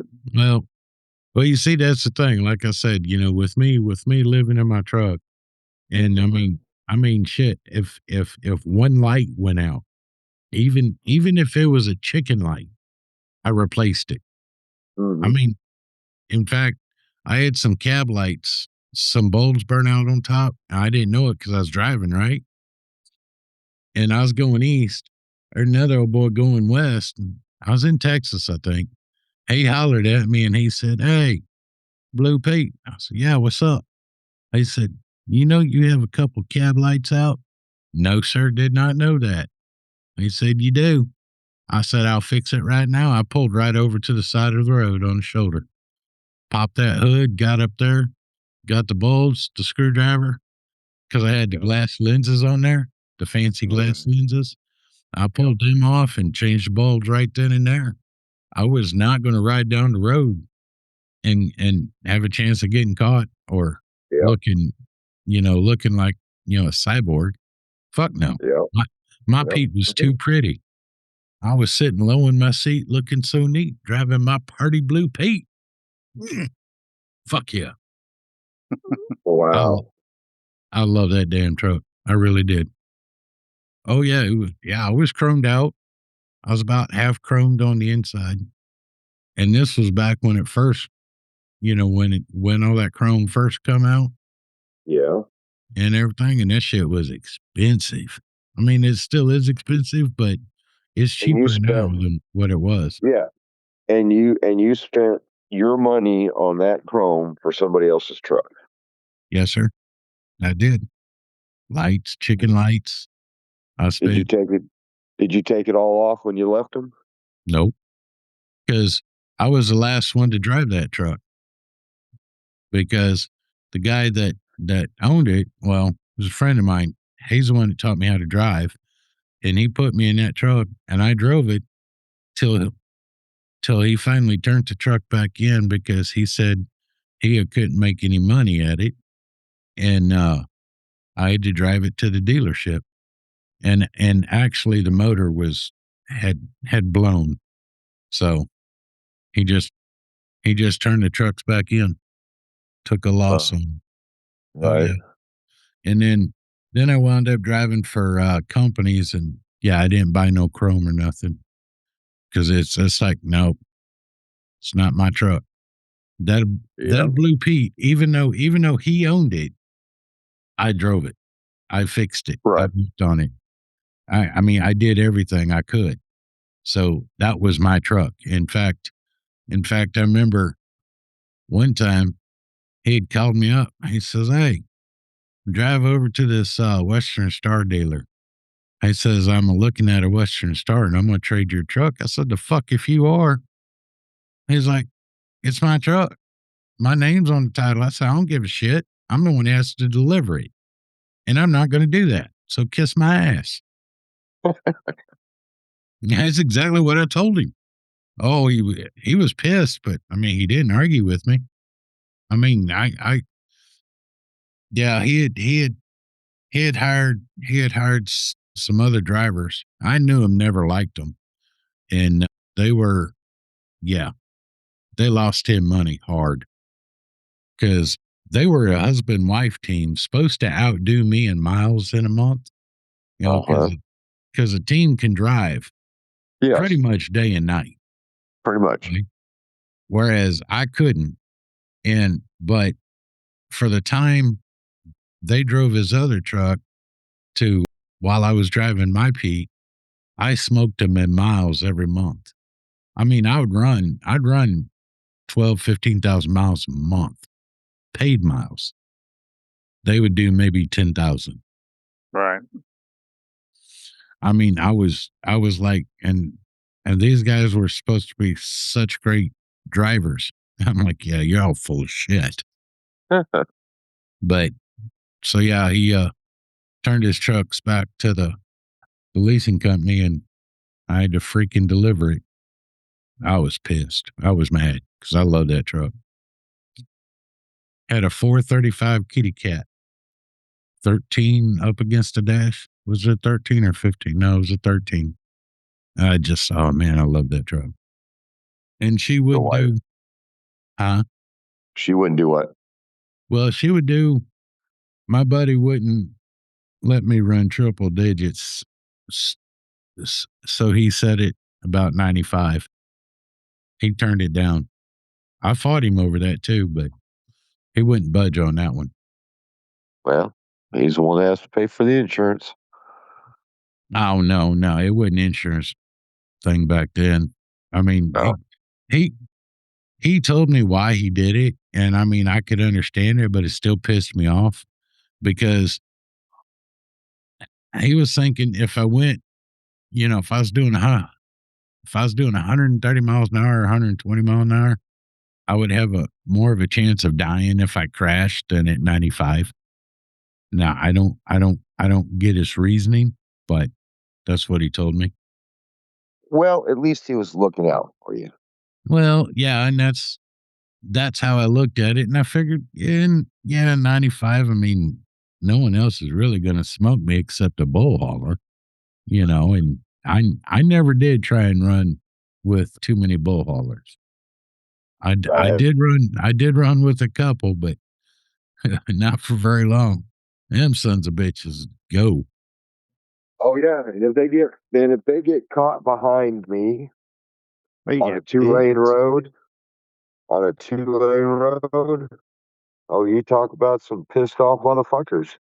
Oh yeah, but yeah, no. So yeah, my Blue Pete was 95, and the next truck I drove was a maroon Pete, brand new. God, damn thing didn't even have 20,000 miles on it, and it was wide the hell open, 127 mile an hour, 18 speed, 575 cat, and that bitch knew no hill. It wouldn't slow down on a hill, dude. 335 rears. Everything was flat ground to that thing. I'm serious. I was pulling. I was grossed out at about 70,000. I pulled Flagstaff Hill. I hit the bottom at, oh shit, what was it, 80, 85? Speed limit out there was like 70, 75. I can't remember. But I hit the bottom at 80, 85 and just kept cruising. I had the cruise set, and there was this empty car hauler. We called them parking lots. And he was going up the hill. And there's a slow truck in front of him. And he pulls out, and I'm like, fuck. I reach up, grab the CB. I said, Mr. Car Hauler, I said, if you wouldn't mind, I'm not trying to be an asshole, but if you wouldn't mind letting me pass real quick, because I really don't want to have to downshift. He slid right back over in the right lane. I just rolled right past him, and he slid right back out behind me. I was like, thank you, sir. And I just kept trucking. I pulled Flagstaff Hill at 80 miles an hour. That's hard, because that's like, what, 9 miles of. So catch me lying. I've never been on it. Oh, it's awesome, but yeah, it's like, I mean, maybe not 9 miles, maybe like 4 or 5 miles, but it's a straight incline. And I mean, it's constant. It don't flatten out and then pick back up. It's straight constant. And yeah, I hit the top about 80. I had to slow down through Flagstaff because the cops like to nail you. But I bet so. Oh, they do. Especially if they're going down and like to throw it in the Mexican overdrive. Mm-hmm. He'd probably make 150 by the time he got to the bottom. Yeah. And you see, I never tried that. I never would, because the way I look at it, if I did that, yeah, granted, I would speed up and I would get down the other side a whole lot quicker. The only thing is, I wouldn't have full control of the vehicle. Right. So that's why I never did it, because I had to have the control. Right. Well, I used to.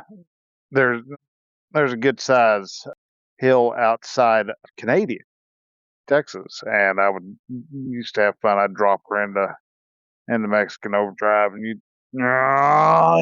throws down there. I'd get about 95 on there, just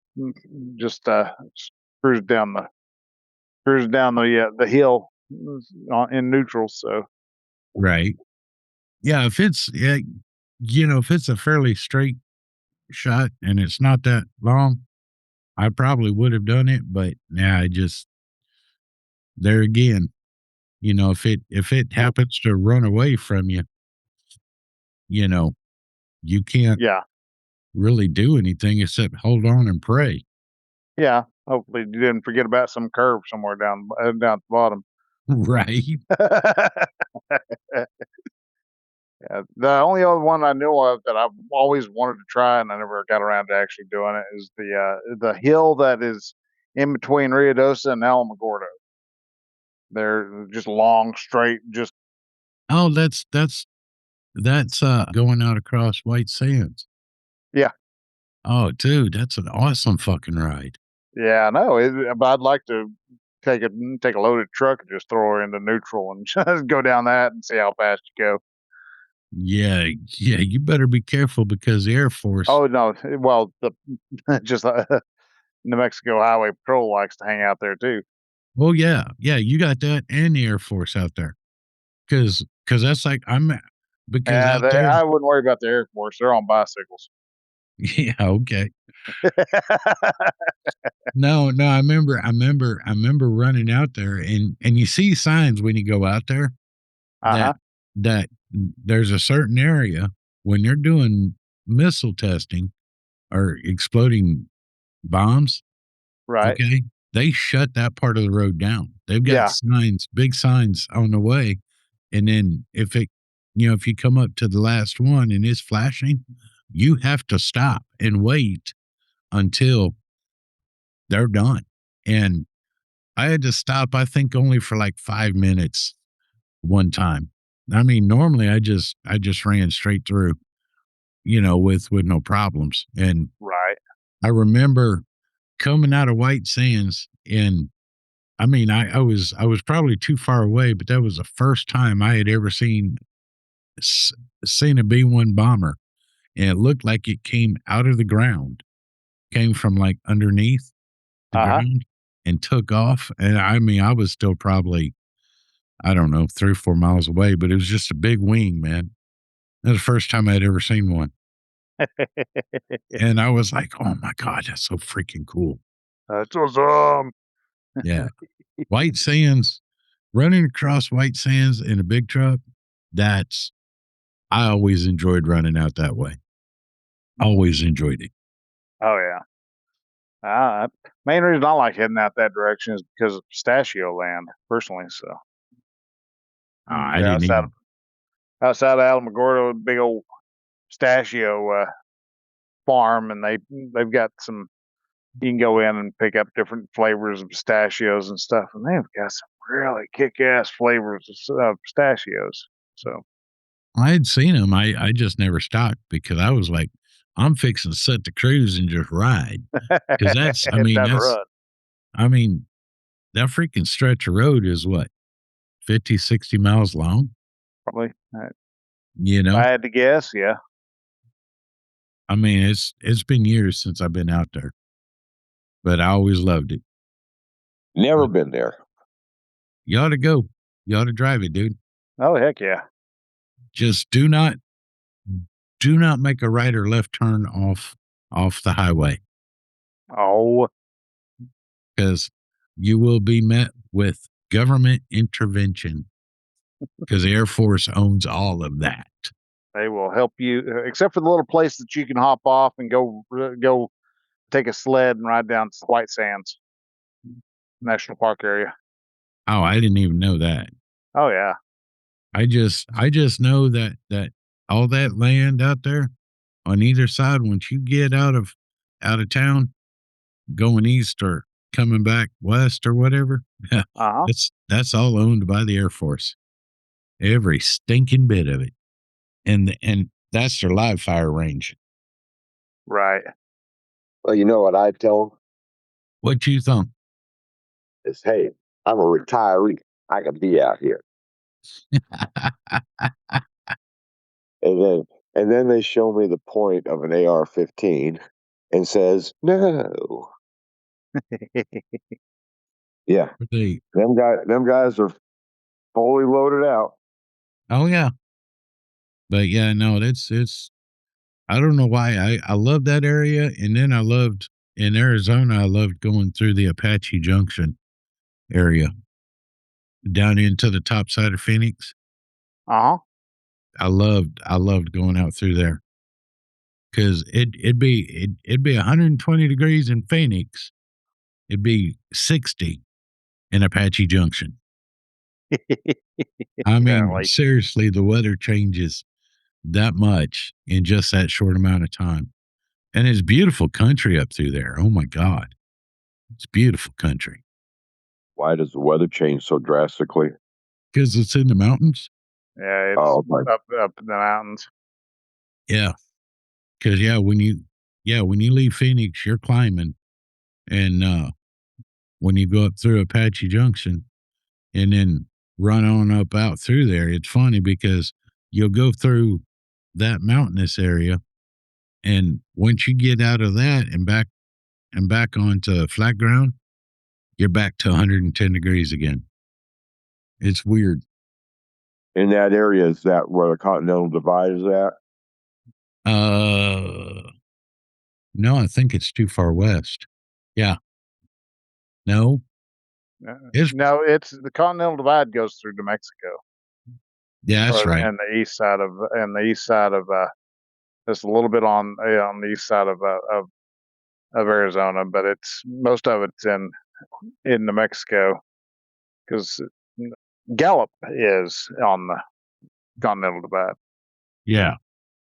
Well, the Continental Divide is that whole mountain ridge. Yeah, it's an actual whole line, but I was just stating Gallup just because I've been there a couple times and know of it being on the in the vicinity of the Continental Divide. Yeah, Gallup is. It actually winds and curves and all like that through Montana, Idaho, Wyoming, Colorado. Kind of basically follows the Rocky Mountains. Yeah. Because what is the Continental Divide? It's the highest point in the U.S. that goes from. It divides the rivers being easterly flowing rivers or westerly flowing rivers. Yeah, that's the whole premise. Yep. Well, my knowledge. Okay, yeah, I can see that because with it running to Colorado's got some mountain ranges that are like 14,000, almost 15,000 feet. You got a bunch of. I think I can't remember how many 14ers there are in Colorado. My uncle was a 14er person that climbed the 14,000 foot mountains. Let's see here. Mountains are there in. I want to say Eisenhower Pass. No, I think there are either 53 or 58 14,000 footers in Colorado, depending on how they are counted. The description comes down to topographical prominence. 53 officially ranked peaks rise at least 300 feet above the saddle, connecting them to a higher peak. 58 named peaks that exceed 14,000 feet, which includes 5 unranked satellite peaks often climbed by enthusiasts. Okay, well, I mean, Pikes Peak is one. That's all I know. Yeah, hiked by enthusiasm or with enthusiasts without bad knees. Without bad knees. Yeah, the mountain range that goes through the Eisenhower Tunnel in west of Denver is only 11,112 feet. Yeah. I know there's one. I'm not sure if it's Wolf Creek Pass. I love that road. But there's one or two out that way that are, I think, 14,000 feet. I believe it. I've done a trail next to Wolf Creek. Oh, shit. Wolf Creek is actually tiny. It's only 10,857 feet. Oh, is it? Yeah. Wow. Yeah. It goes to show you how much I don't know. Holy cow. The snow they get in that area is amazing. Averages 430 inches. Yep. I get a crap ton of snow. It's just some of the best snow skiing I've ever done. It was in Wolf Creek. Oh, I don't ski, but that's 35.8 feet of snow on the average. Mm-hmm. It could be more. Oh no, it does. It gets more and it gets less. There's been several times where there was several hundred inches. I mean, Montana up at Glacier, I've heard them say they get 20 plus, Uh-huh. Yeah, see, I couldn't visit Wolf Creek Pass or freaking Pagosa Springs. I couldn't visit that area in the wintertime. Oh yes, you could, because go to Pagosa Springs, you could actually go over to the hot springs and go sit in go soak up the mineral water. Hot, Yeah. hot mineral water. Yeah. See, that's I don't know. That's too much snow, dude. Nah, Too it's not much. snow at all. Huh? Not too much at all. Yeah. I couldn't do it in the wintertime because I know how cold it gets in Colorado in the wintertime. Well, you could have done it like about 40 years ago. Well, yeah, I could have, but I didn't. Because you didn't like it back then either, right? No. Actually, I mean, I did like snow for a long time, but I just, I've literally froze one winter because it was 20 below and the wind chill was even worse. And my truck I was driving had a blown head gasket. And while I was driving, I had no heat whatsoever. If I stopped, I had all the heat I wanted. And I was in Wyoming when it happened, and I had to go to Chicago in the dead of winter. And yeah, I wanted to fix it on the road, and oh God, no, couldn't do that. That was just no, couldn't do that. I had to drive it into Chicago, and I mean, I literally froze. And after that, I've always hated the cold. Well, I'm Wow. not a fan of being cold. The cold itself is just a matter of how you handle, the cold itself. Now, I'm not saying that it's anything easy to do, but you can, you know, a lot of people will. You can steady yourself from a chill, and not be as cold, because the moment you start shivering, it's when you've kind of lost the proverbial game. Yeah, well, I mean, I was sure I was wearing like 3 pairs of socks, Hmm. 2 pairs of pants, long johns underneath all that, 2 or Yep. 3 shirts, insulated bibbies, and my winter coat over all that, and gloves on my hands because I couldn't hold the steering wheel because the cold was so bad. Yeah, And I believe that. I started shivering, and yeah, that was it. Yeah, I mean, it was brutal. Yeah, game over, man. Game over. And so after that, I'm like, I started shying away from the cold.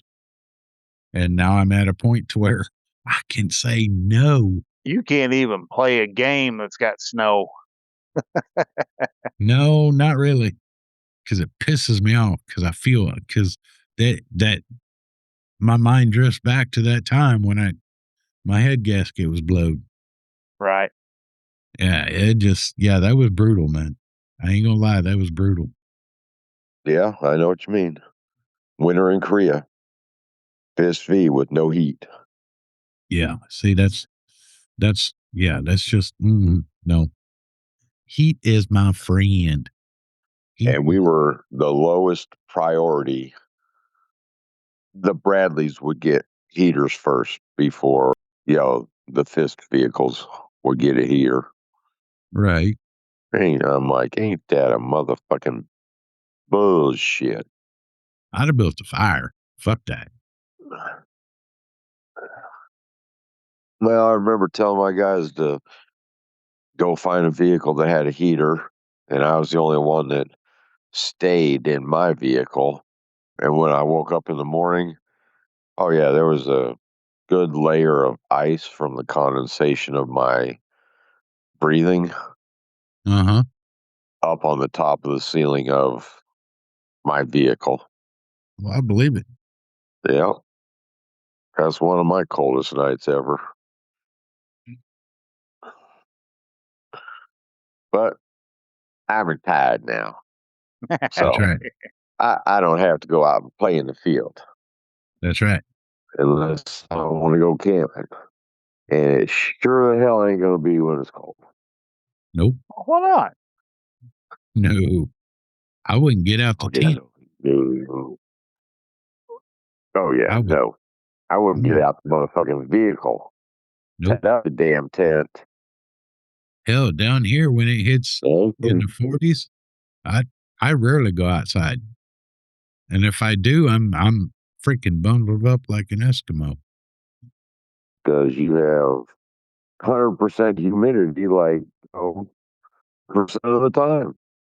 Right? And believe me, when it drops to 40, that humidity goes away and drops to like 40%. Oh my God, that's frigid, dude. Well, yes. So it's like, no. I think this year though, I might buy some long johns this year. Because I mean earlier in like January and February, we got down in the low 30s, and all Yeah. like that. That was that was rough. That was real rough.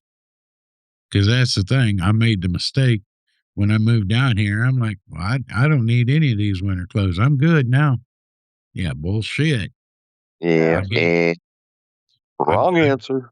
I gave every stitch of winter clothes away.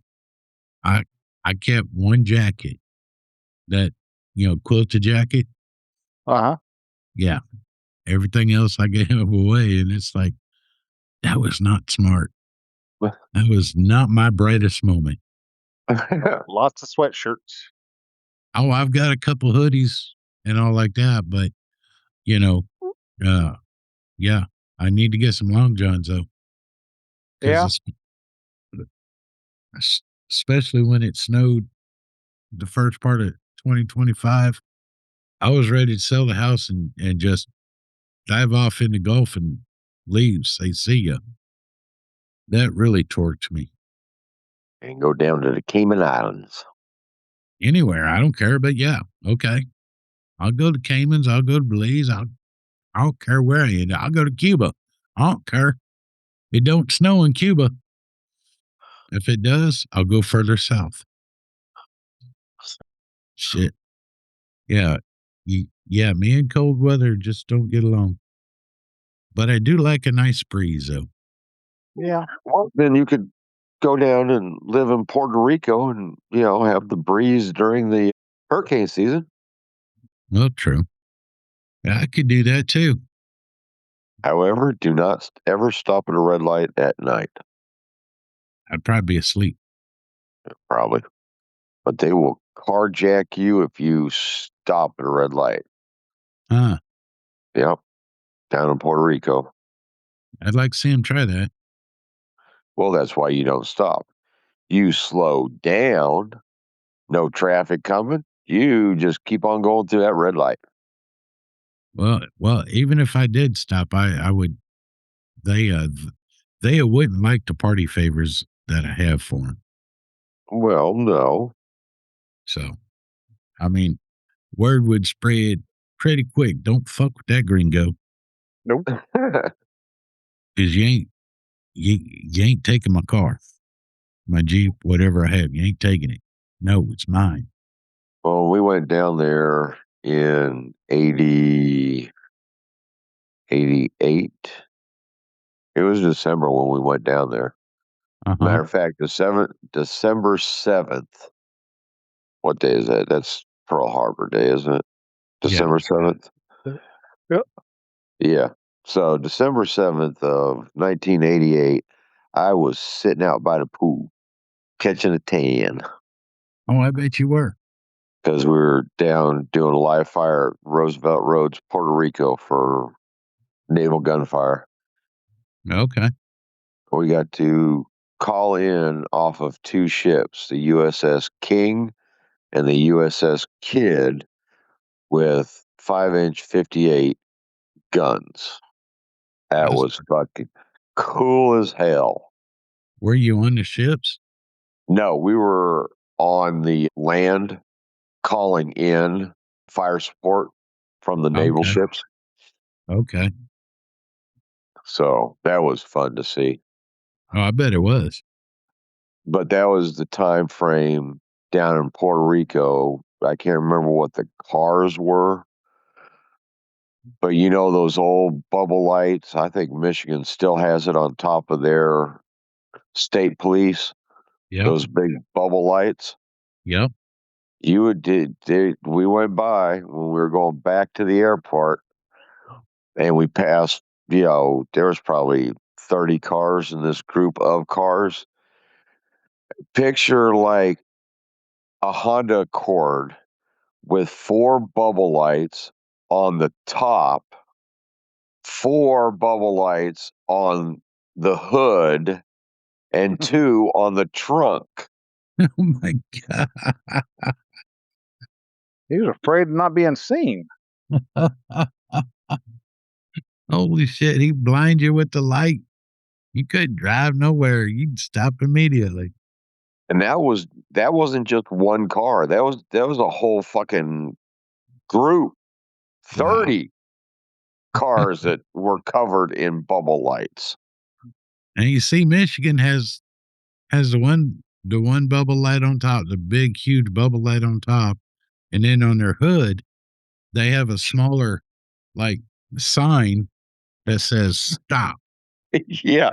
What has ever been the purpose of that fucking bracket on the hood Well, that says stop? I'll tell you, because if just in case you don't look in your rearview mirror and see the lights, they can pull up beside you, and you still might not see the light on top, but you're going to see the light on that hood, because you can even see it in the daytime. I can guarantee it. I've had it happen. Oh, I didn't know they lit up.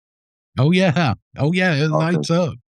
It don't flash. It just lights up, and it is bright enough to see it in the daytime. I guarantee it. Oh yeah. I got stopped because I think I was going a little too quick, and they saw the radar detector on my dash. And that's a big no-no in Michigan. A big no-no. So, yeah. But yeah, it's funny because I always wondered about that, because I had never seen what he did. I'd always seen him until I got stopped, and sure shit, it lights up. And you can't miss that one, because, any car that passes, I don't care what anybody else says, any car that passes, you have to look. It's just a natural reaction. A car is coming up beside you, or you see movement, you got to look. Don't care, just you got to look. So Michigan's like, all right, we'll just put a big old stop sign on the hood. So they'll see that and be like, oh shit, that's a cop. But my aspect of thinking is they have it on the front of the hood when they're going through an intersection, and say you don't see, the red light, like it's going to make any bit of a difference that there's that little stop bracket on the front of it by the time you hit the damn car. Well, yeah, you have a point, but yeah, I don't know, man. Yankees up that far, they a whole different breed of people. I mean, you've got the East Coast, they're their own breed. Right. And those Yankees up in Wisconsin and Michigan and Minnesota and all that, oh my God, they totally different. And then as you get down into Iowa and Missouri and all like that, it starts to calm down just a little bit. And then by the time, start to act a little more like human. yeah, kind of. Then as you get further south, then it seems more like there's more regular humans as we know them. But yeah, up north, I mean, great people up north. I've met a lot of great people from Michigan, and oh my God, don't try and drink with them. No, it's like trying to play keep up with a bunch of Australians. Right? Don't do that. Don't try to match them Guinness for Guinness, because no matter how much they pressure you, because you're only going to get about 4 Guinnesses in, and it's going to bounce out. Mm-hmm. Well, that's like up in Michigan. Winter's like 9 months long, so all they got to do is all they drink. got to do is drink. Don't try and outdrink someone from way up north. Nope. Because you will lose that battle every time. It will not turn out appropriate. Mm-mm. Yeah, I've met people from Wisconsin and Minnesota, Michigan, and I could never live up there, but I tell you what, man, some of the funniest people Oh God, yeah. in the country, just just because of the way they think. It is fun. It is funnier than hell.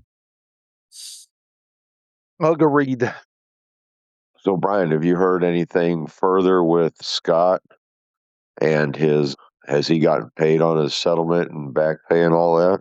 I haven't heard on whether on the pay and stuff. Right now, he's in Topeka doing going through a program to help with anger and issues and things like that. So I would have to assume that he probably has got some of that money in by now. Okay. I mean, but for a fact, I have no idea. Oh, okay. Yeah, I wished he would have jumped on last night. Yeah, I wish. Yeah, he was. He. I'd like to have known what he was wanting to talk to you about. Right? I don't know. I mean, he knows he can call me or message me. Mm-hmm.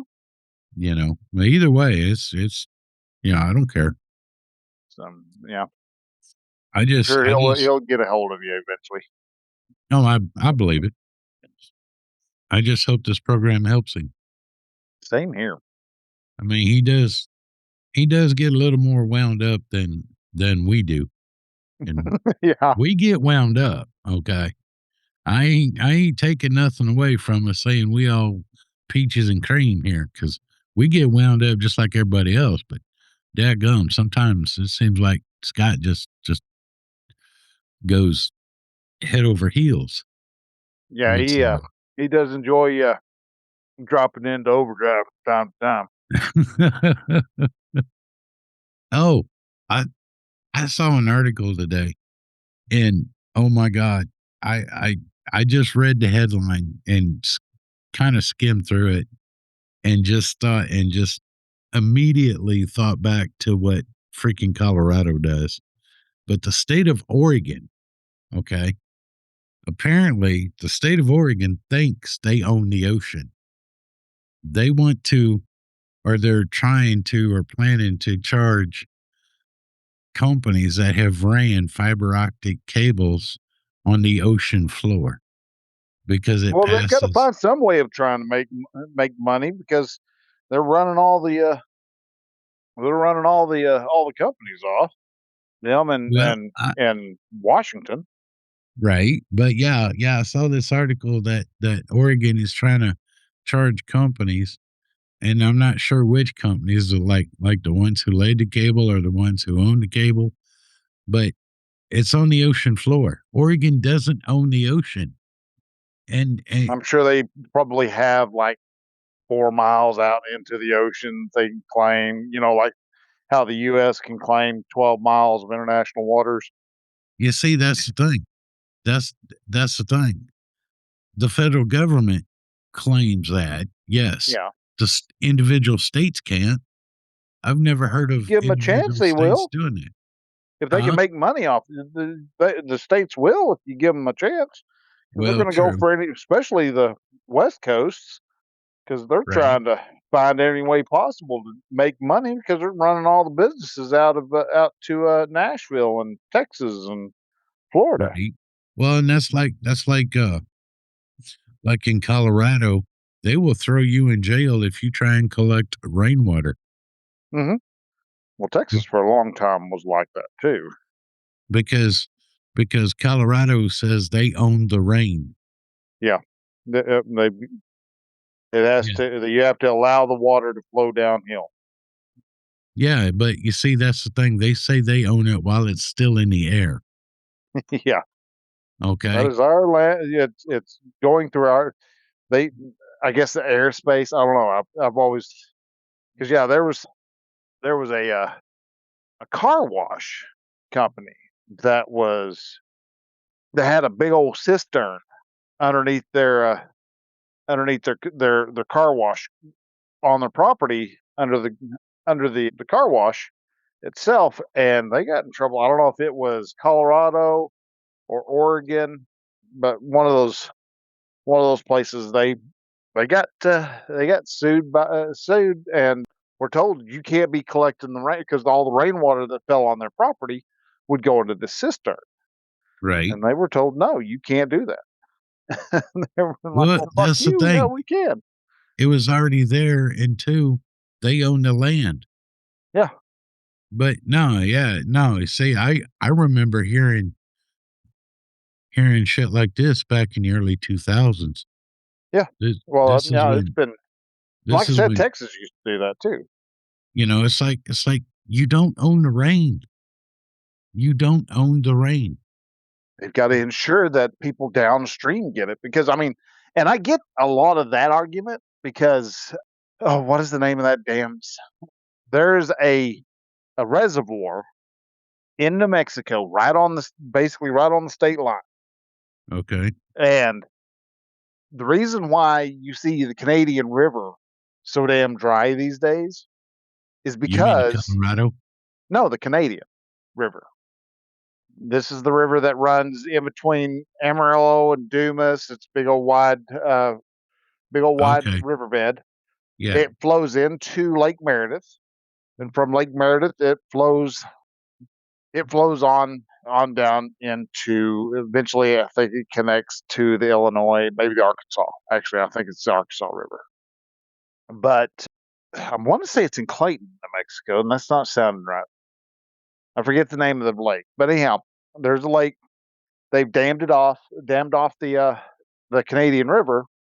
Got this big old huge monster reservoir, and Texas has tried several times to sue them into allowing water to pass because there's no water in the Canadian River, Right. and it's basically no, it's flowing through the Canadian through New Mexico, so New Mexico gets to has dibs on it, and Texas doesn't have dibs on it until it's in Texas, and so basically the river has to start from scratch when it goes into Texas. And you see, that's where you see our water consumption. If we would have been more conservationists about it in the early days, we wouldn't be at this problem now because there's a lot of water. Oh yeah, this there's still earth. a lot of water. It's just But everyone wants to fight over it and make $10 billion off each drop. yeah. Well, everybody wants to fight over it, and that's a great example of what I tell a lot of people about the scarcity mindset. Yeah. Because everybody thinks we're running out of water. Guess what? We're running out of water because they keep wasting it. Yeah. And they're like, oh no, we got to collect over here. Well, what about the stuff you're draining out into the ocean over here? Kind of like the way California did whenever they had the Palisades fire. They had 3-4 reservoirs that typically fed the LA. They had busted down the dam because of some little 2-inch long fish. But see, here's the thing. Let me ask this. Okay. We've had all these lakes, rivers, streams, and all like this since the beginning of time. Mm-hmm. So why is there shortages? Because the people who are quote unquote environmentalists don't know how to actually conserve. No, I agree.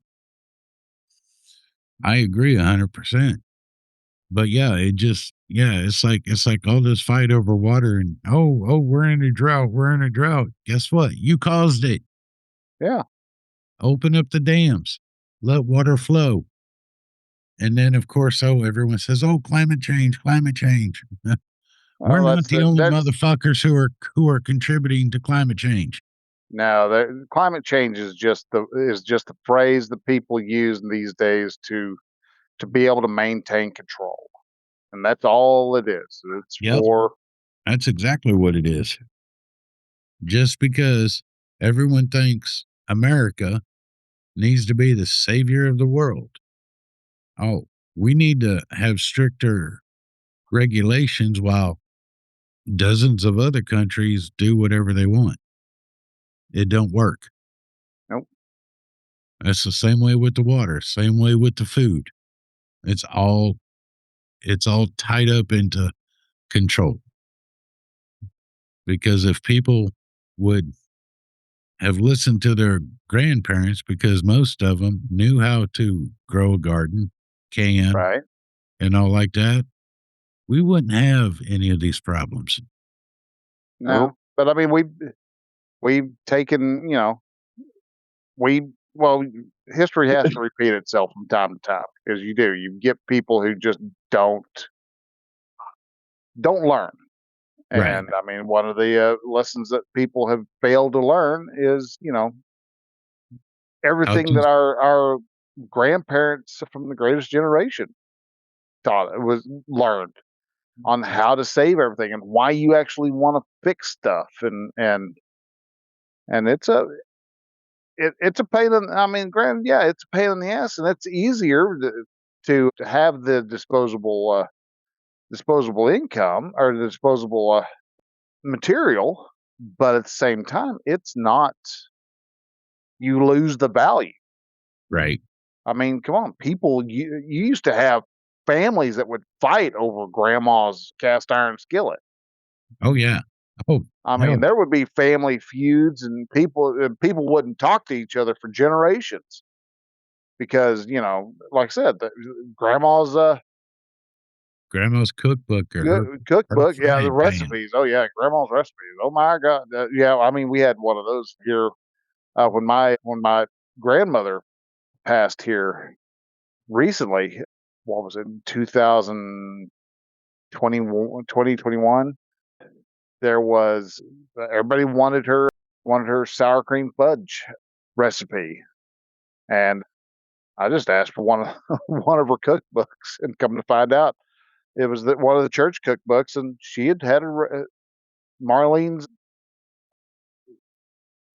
sour cream fudge recipe was right there in the book, and it's like, geez, man, you didn't have to. Well, and see, that's the thing with printers. Make copies. That's all you got to Yeah. do. Make copies. Everybody can get it. I know it's crazy. That's why it's like, you know what? Oh, I tell you what, hang on. My brain switched gears on me real quick. Remember when I told y'all about Ramey's having a sale on chicken tenders for $6.95 for 5 pounds? Right. Oh my God. Now these aren't breaded, okay? So which is fine because I've got breading anyway. Right. Because I mean, down here, you bread just about everything, pretty much. Right. And Absolutely. so I take about 5 or 6 of these out and I mix my breading up and everything like this, and I throw them in there, and then I throw it in the air fryer. 18 Right. minutes. 18 minutes. Oh my God. And normally I don't like chicken tenders because one, it's white meat.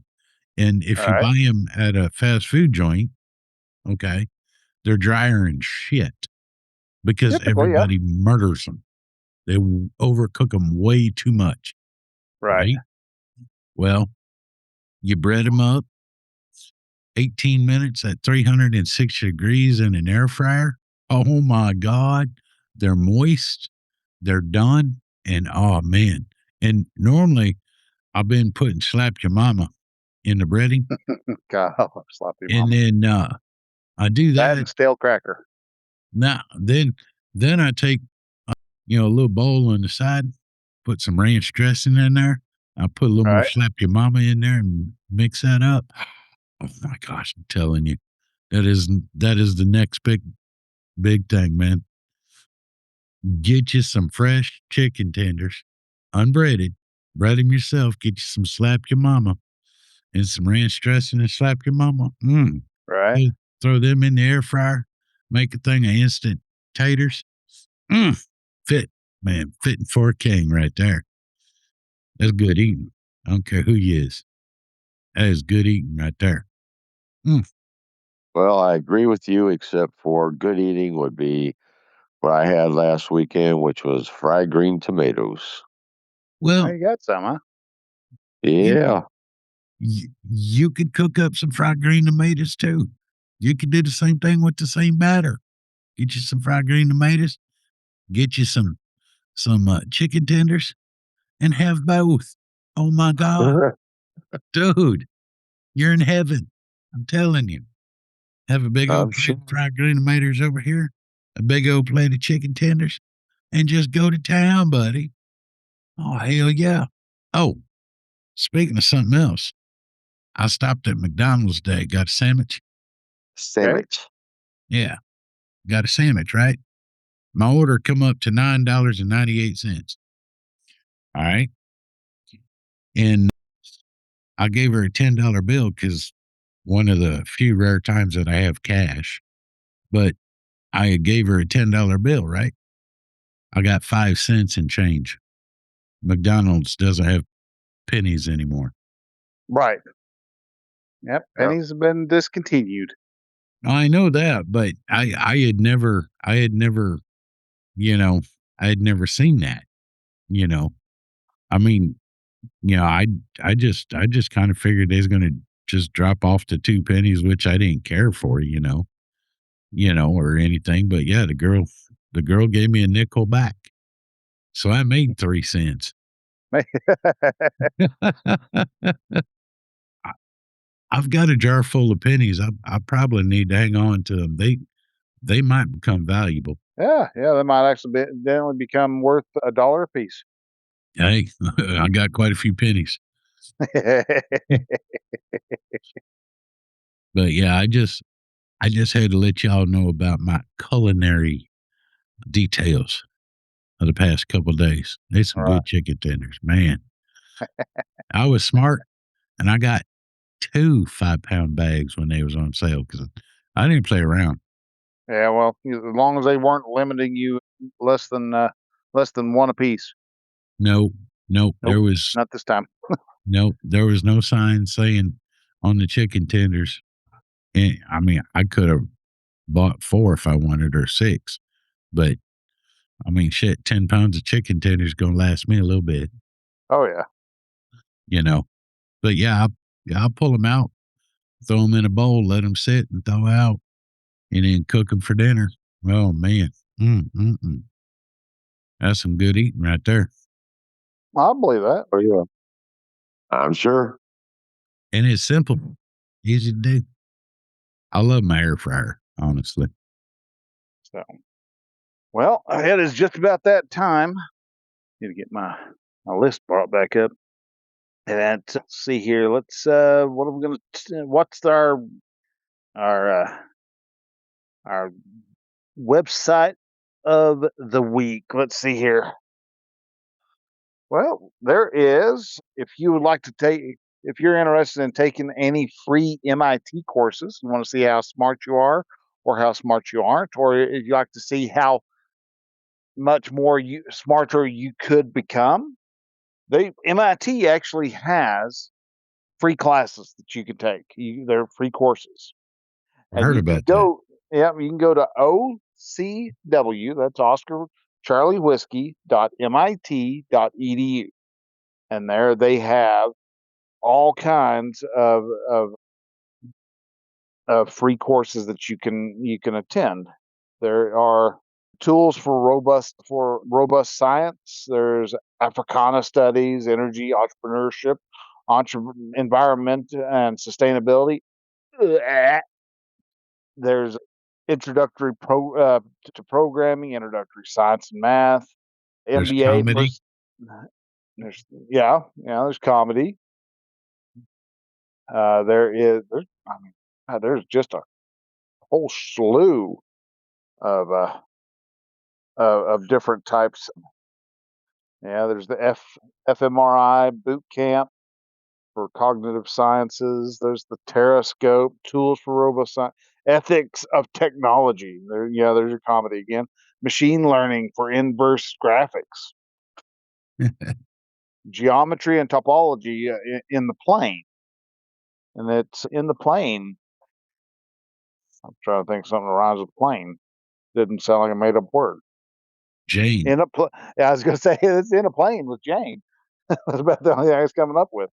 Oh, good God, this is a horrible one. I don't know why they're trying to teach this one. Feminist thought. That's a whole lot of nothing in there. Nothing's actually being said, taught in that one.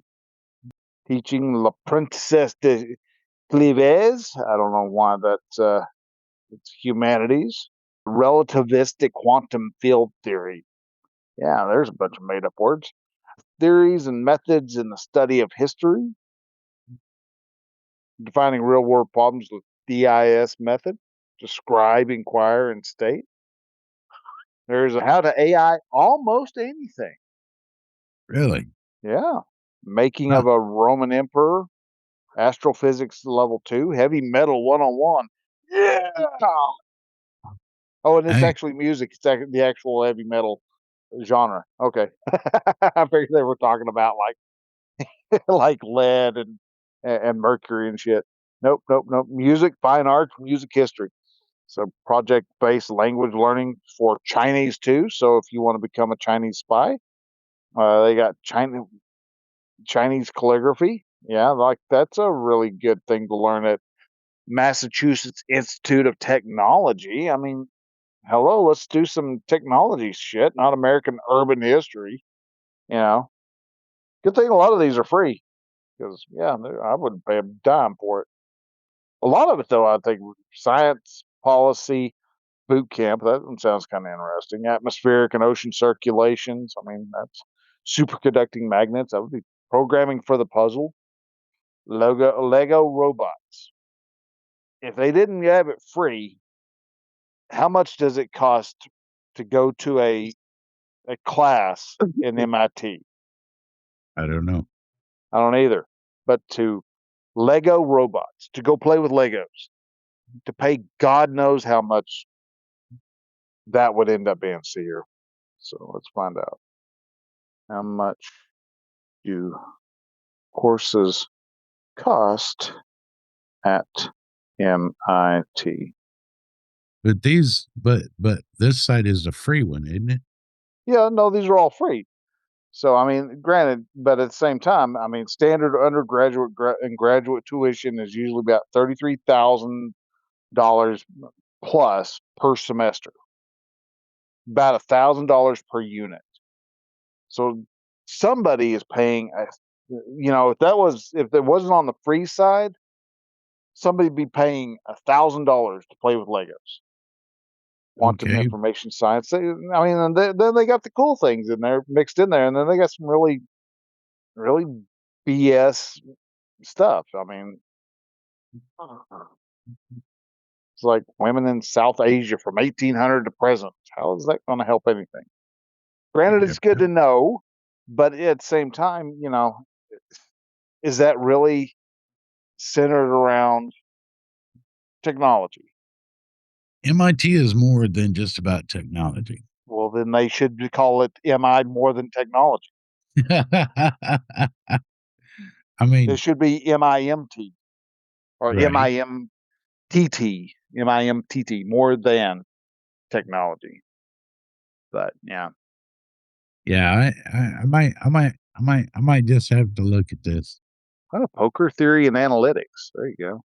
Literary interpretation of Virginia Woolf's Shakespeare. Urban design. The American novels. Chinese foreign policy. Why are we studying China in MIT? Why are we studying China in any of our universities and advanced schools? Macroeconomics. Okay. Microelectronic devices and circuits. Algebraic geometry. I mean, good God, they've got it keeps going. Decision making on large scale systems. Well, Emergent materials. I mean, no, I get that one's a good one. Game theory, another good one. Right. Genomics and computational biology. MIT governance lab. Let's see, what was that? Oh, I saw another one that looks systems driven economic Chinese foreign policy. Major Studies in poetry, what the use of beauty, science, writing, international, out of context, course, computer systems, micro, ooh, the MIT climate portal. Something after, what is it? Algebraic geometry, bestsellers, detective fiction. There you go. American women authors. To neural computation, history of MIT. Sailing yacht design. There you go. There's an artificial intelligence course. Ambient intelligence. Not sure what that one's fully about. And it just keeps going. Oh, it might be So something.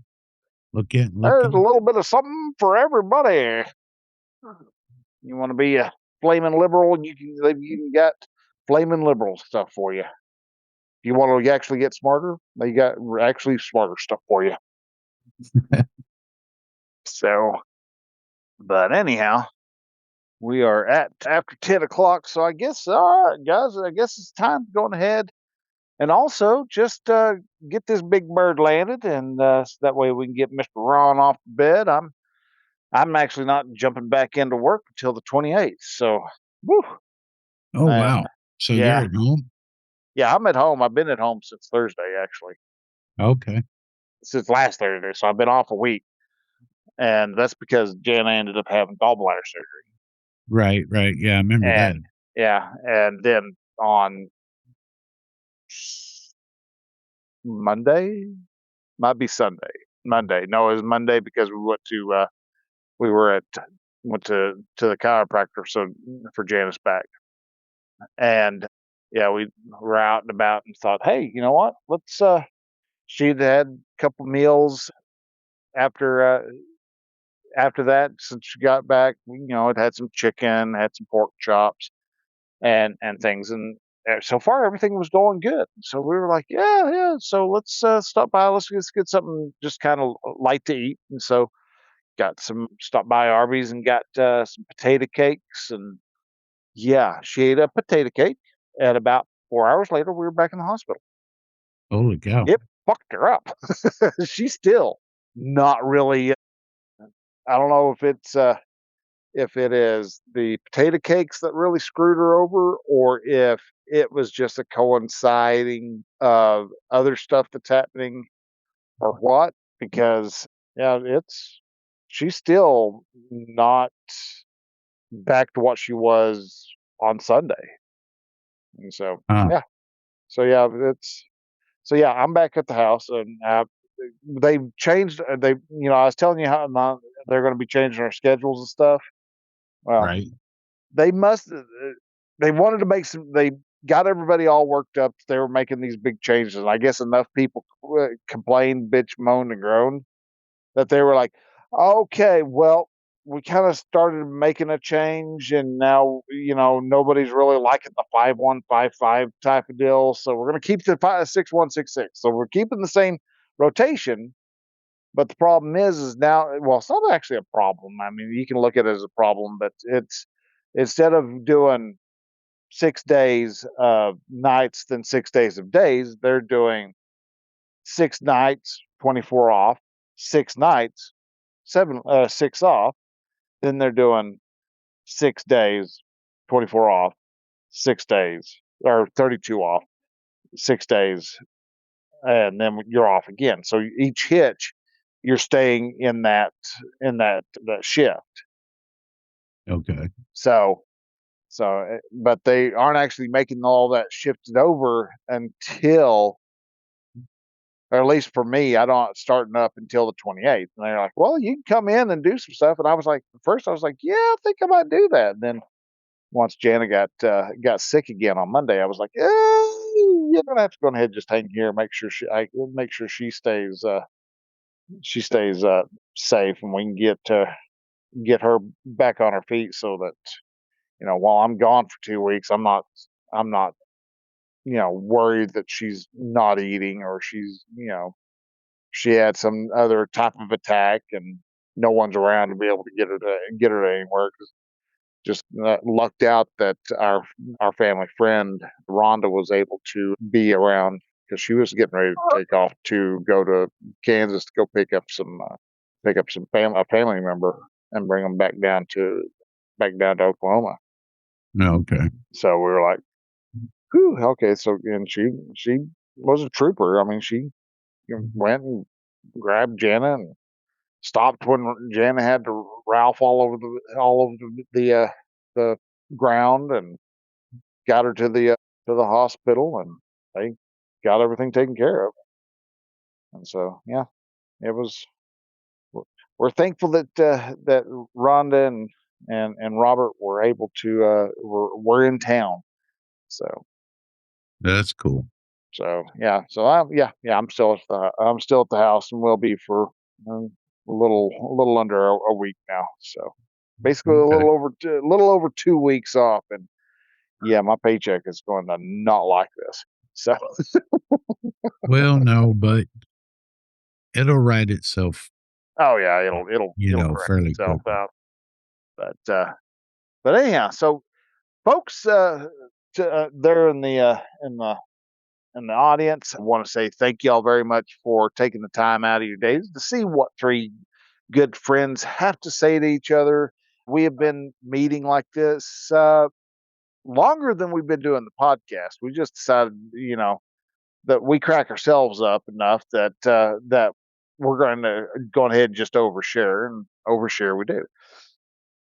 And so we are a different type of podcast than what a lot of people think, because a lot of people are used to having podcasts that they run for a little bit and then on comes an ad.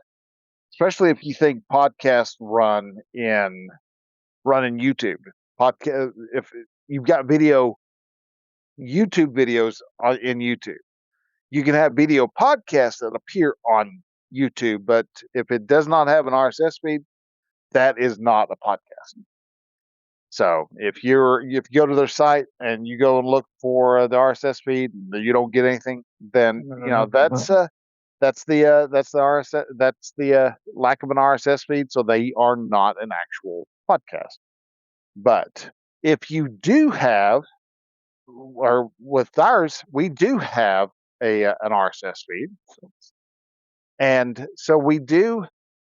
We are a podcast, but we are a completely different podcast because we don't do sponsors. We don't do what a lot of people do, where we stop in the middle of a conversation for an ad break. What we actually do is we look to you, oh dear listener, for the hopes that you achieve some type of value. If you received value, awesome, great. That means that you laughed, thought, cried, groaned, caused you to feel some type of emotion while we were talking. And even boredom, that's a type of emotion, So you can, if you received any type of value, then awesome, great. What is that worth? And there are 3 different ways that you could pay back the value that you have received from what we were able to provide to you. And those values are, you can utilize time. You can share out your thoughts on the podcast to people around. You can share it to your friends, your family. You can share it onto any social media site that you happen to frequent. There's a lot of different ways that you can tell people that there's this podcast out there called Two Grumpy Vets and a Dude, and they're just interesting. They're fascinating. They just are living their life, and they share their life with everybody. Why? God only knows, but they do. And we love to be able to do that. We love to be able to interact with each other and just share it out with y'all as to what 3 guys talk about. Yeah, we talk about assortments of different things. We all have our particular interests. Tonight, you heard a lot about how Rich and Ron really do enjoy their hanging out and talking about Jeep stuff. It sounds really cool. I am mechanically declined, so I'm doing real good making sure I use the right end of a wrench on the right item. So I'm just if I can't get a screwdriver to fit into it, I'm kind of screwed most of the time. But But we are also looking for people who are great at doing art. Whether that is you create it by hand and you email it over to us, you are really good at doing AI art, and you want to just do a prompt jockey and be a prompt jockey and send the art over to us. That's fine too. Love any way that you're able to create art, as long as it is a 2000 by 2000 image, and send it over to either me, circlecast@gmail.com. That's circlecast, or you can get it over to Rich. It's rchelson. That's CHELSON @gmail.com. Either way, either one of those will get those over to us. We will then combine all the different topics that we talked about and be able to share them out with y'all in the form of applying it to chapter art, applying it to episodic art, and be able to let people know, hey, this is who created this website or this piece of art, and love for you to know about them and brag about them, and we try to do that. And so if you're interested in doing that, then please create some art and send it our way, and we would love to be able to look at it and share it and post it up onto the sites and onto the podcast, so that everybody who listens to the podcast can see what you've done, and you get full credit and appreciations from us. The third way is through support, and if you haven't, is through treasure, because the three T's are time, talent, and treasure. And with the treasure aspect, that is just as it sounds. If you've gotten some type of value out of us, what is that value worth to you? And that's kind of the hang up, because I don't know what you think the value is, and nobody else knows what you think the value is. And so what do you think what do you think we're worth? And there you get to make the choice of going, hey, I'm going, we've got, I've got a means of being able to provide $5 a month. Okay, sweet. Awesome. I appreciate it. Or maybe it's $20 a month, or maybe you want to send just a one-time payment of, $500. Sweet. Awesome. Thank you. We've got, we can now really start to improve our show and get some better equipment in, things like that. It's all completely up to you. And that's one of the great things about the modern podcasting app, because modern podcasting apps that you can get from podcasting apps, or podcast apps, correction, as podcastapps.com, is the ability to hit support this show, and it'll bring up the PayPal page where you can actually send us any type of support that you deem that we have earned. And so, love to be able to say thank y'all to y'all. If you have any questions, comments, or anything like that you'd like to talk to us about, then please reach out and talk to us. We'd love to have a conversation with you, and to share it out with the rest of the folks who are listening to the show. So with that, I'm going to go ahead and pass the mic on over to Rich. And Rich, what do you have to say? Not too much, really. Just, again, I want to thank everybody for listening and keep coming back. We enjoy doing this. And like Bryan said, send us an email and let us know what your thoughts are, what you think, what you like, don't like, or ask us a question, and we'll answer it and give you our infinite wisdom. You can send me an email at rchelson@gmail.com, or you can send it to Bryan at circlecast@gmail.com. And if you want to hear the dude's wisdom of sleeping, just send an email to me or Bryan, and we will try to keep the dude awake long enough for him to answer it. Dude, you up? Yeah, good luck with that one. Yeah, I heard you kind of making a few noises there in the background, but no, everyone, just please tell your friends, your family, your loved ones, tell everybody. We don't care. And because believe me, we have something for everybody. We can make you laugh, cry, moan, groan, all in one episode. We can And even that's make every Job episode. cuss. So we're that talented. Yes, we are. So that's about all I got. Dude, what you got, man? Well, let's see. Tip of the day: give your friend a Denozo slap. Don't tell him it's a Denozo slap, and see what kind of havoc you can have with your best friend.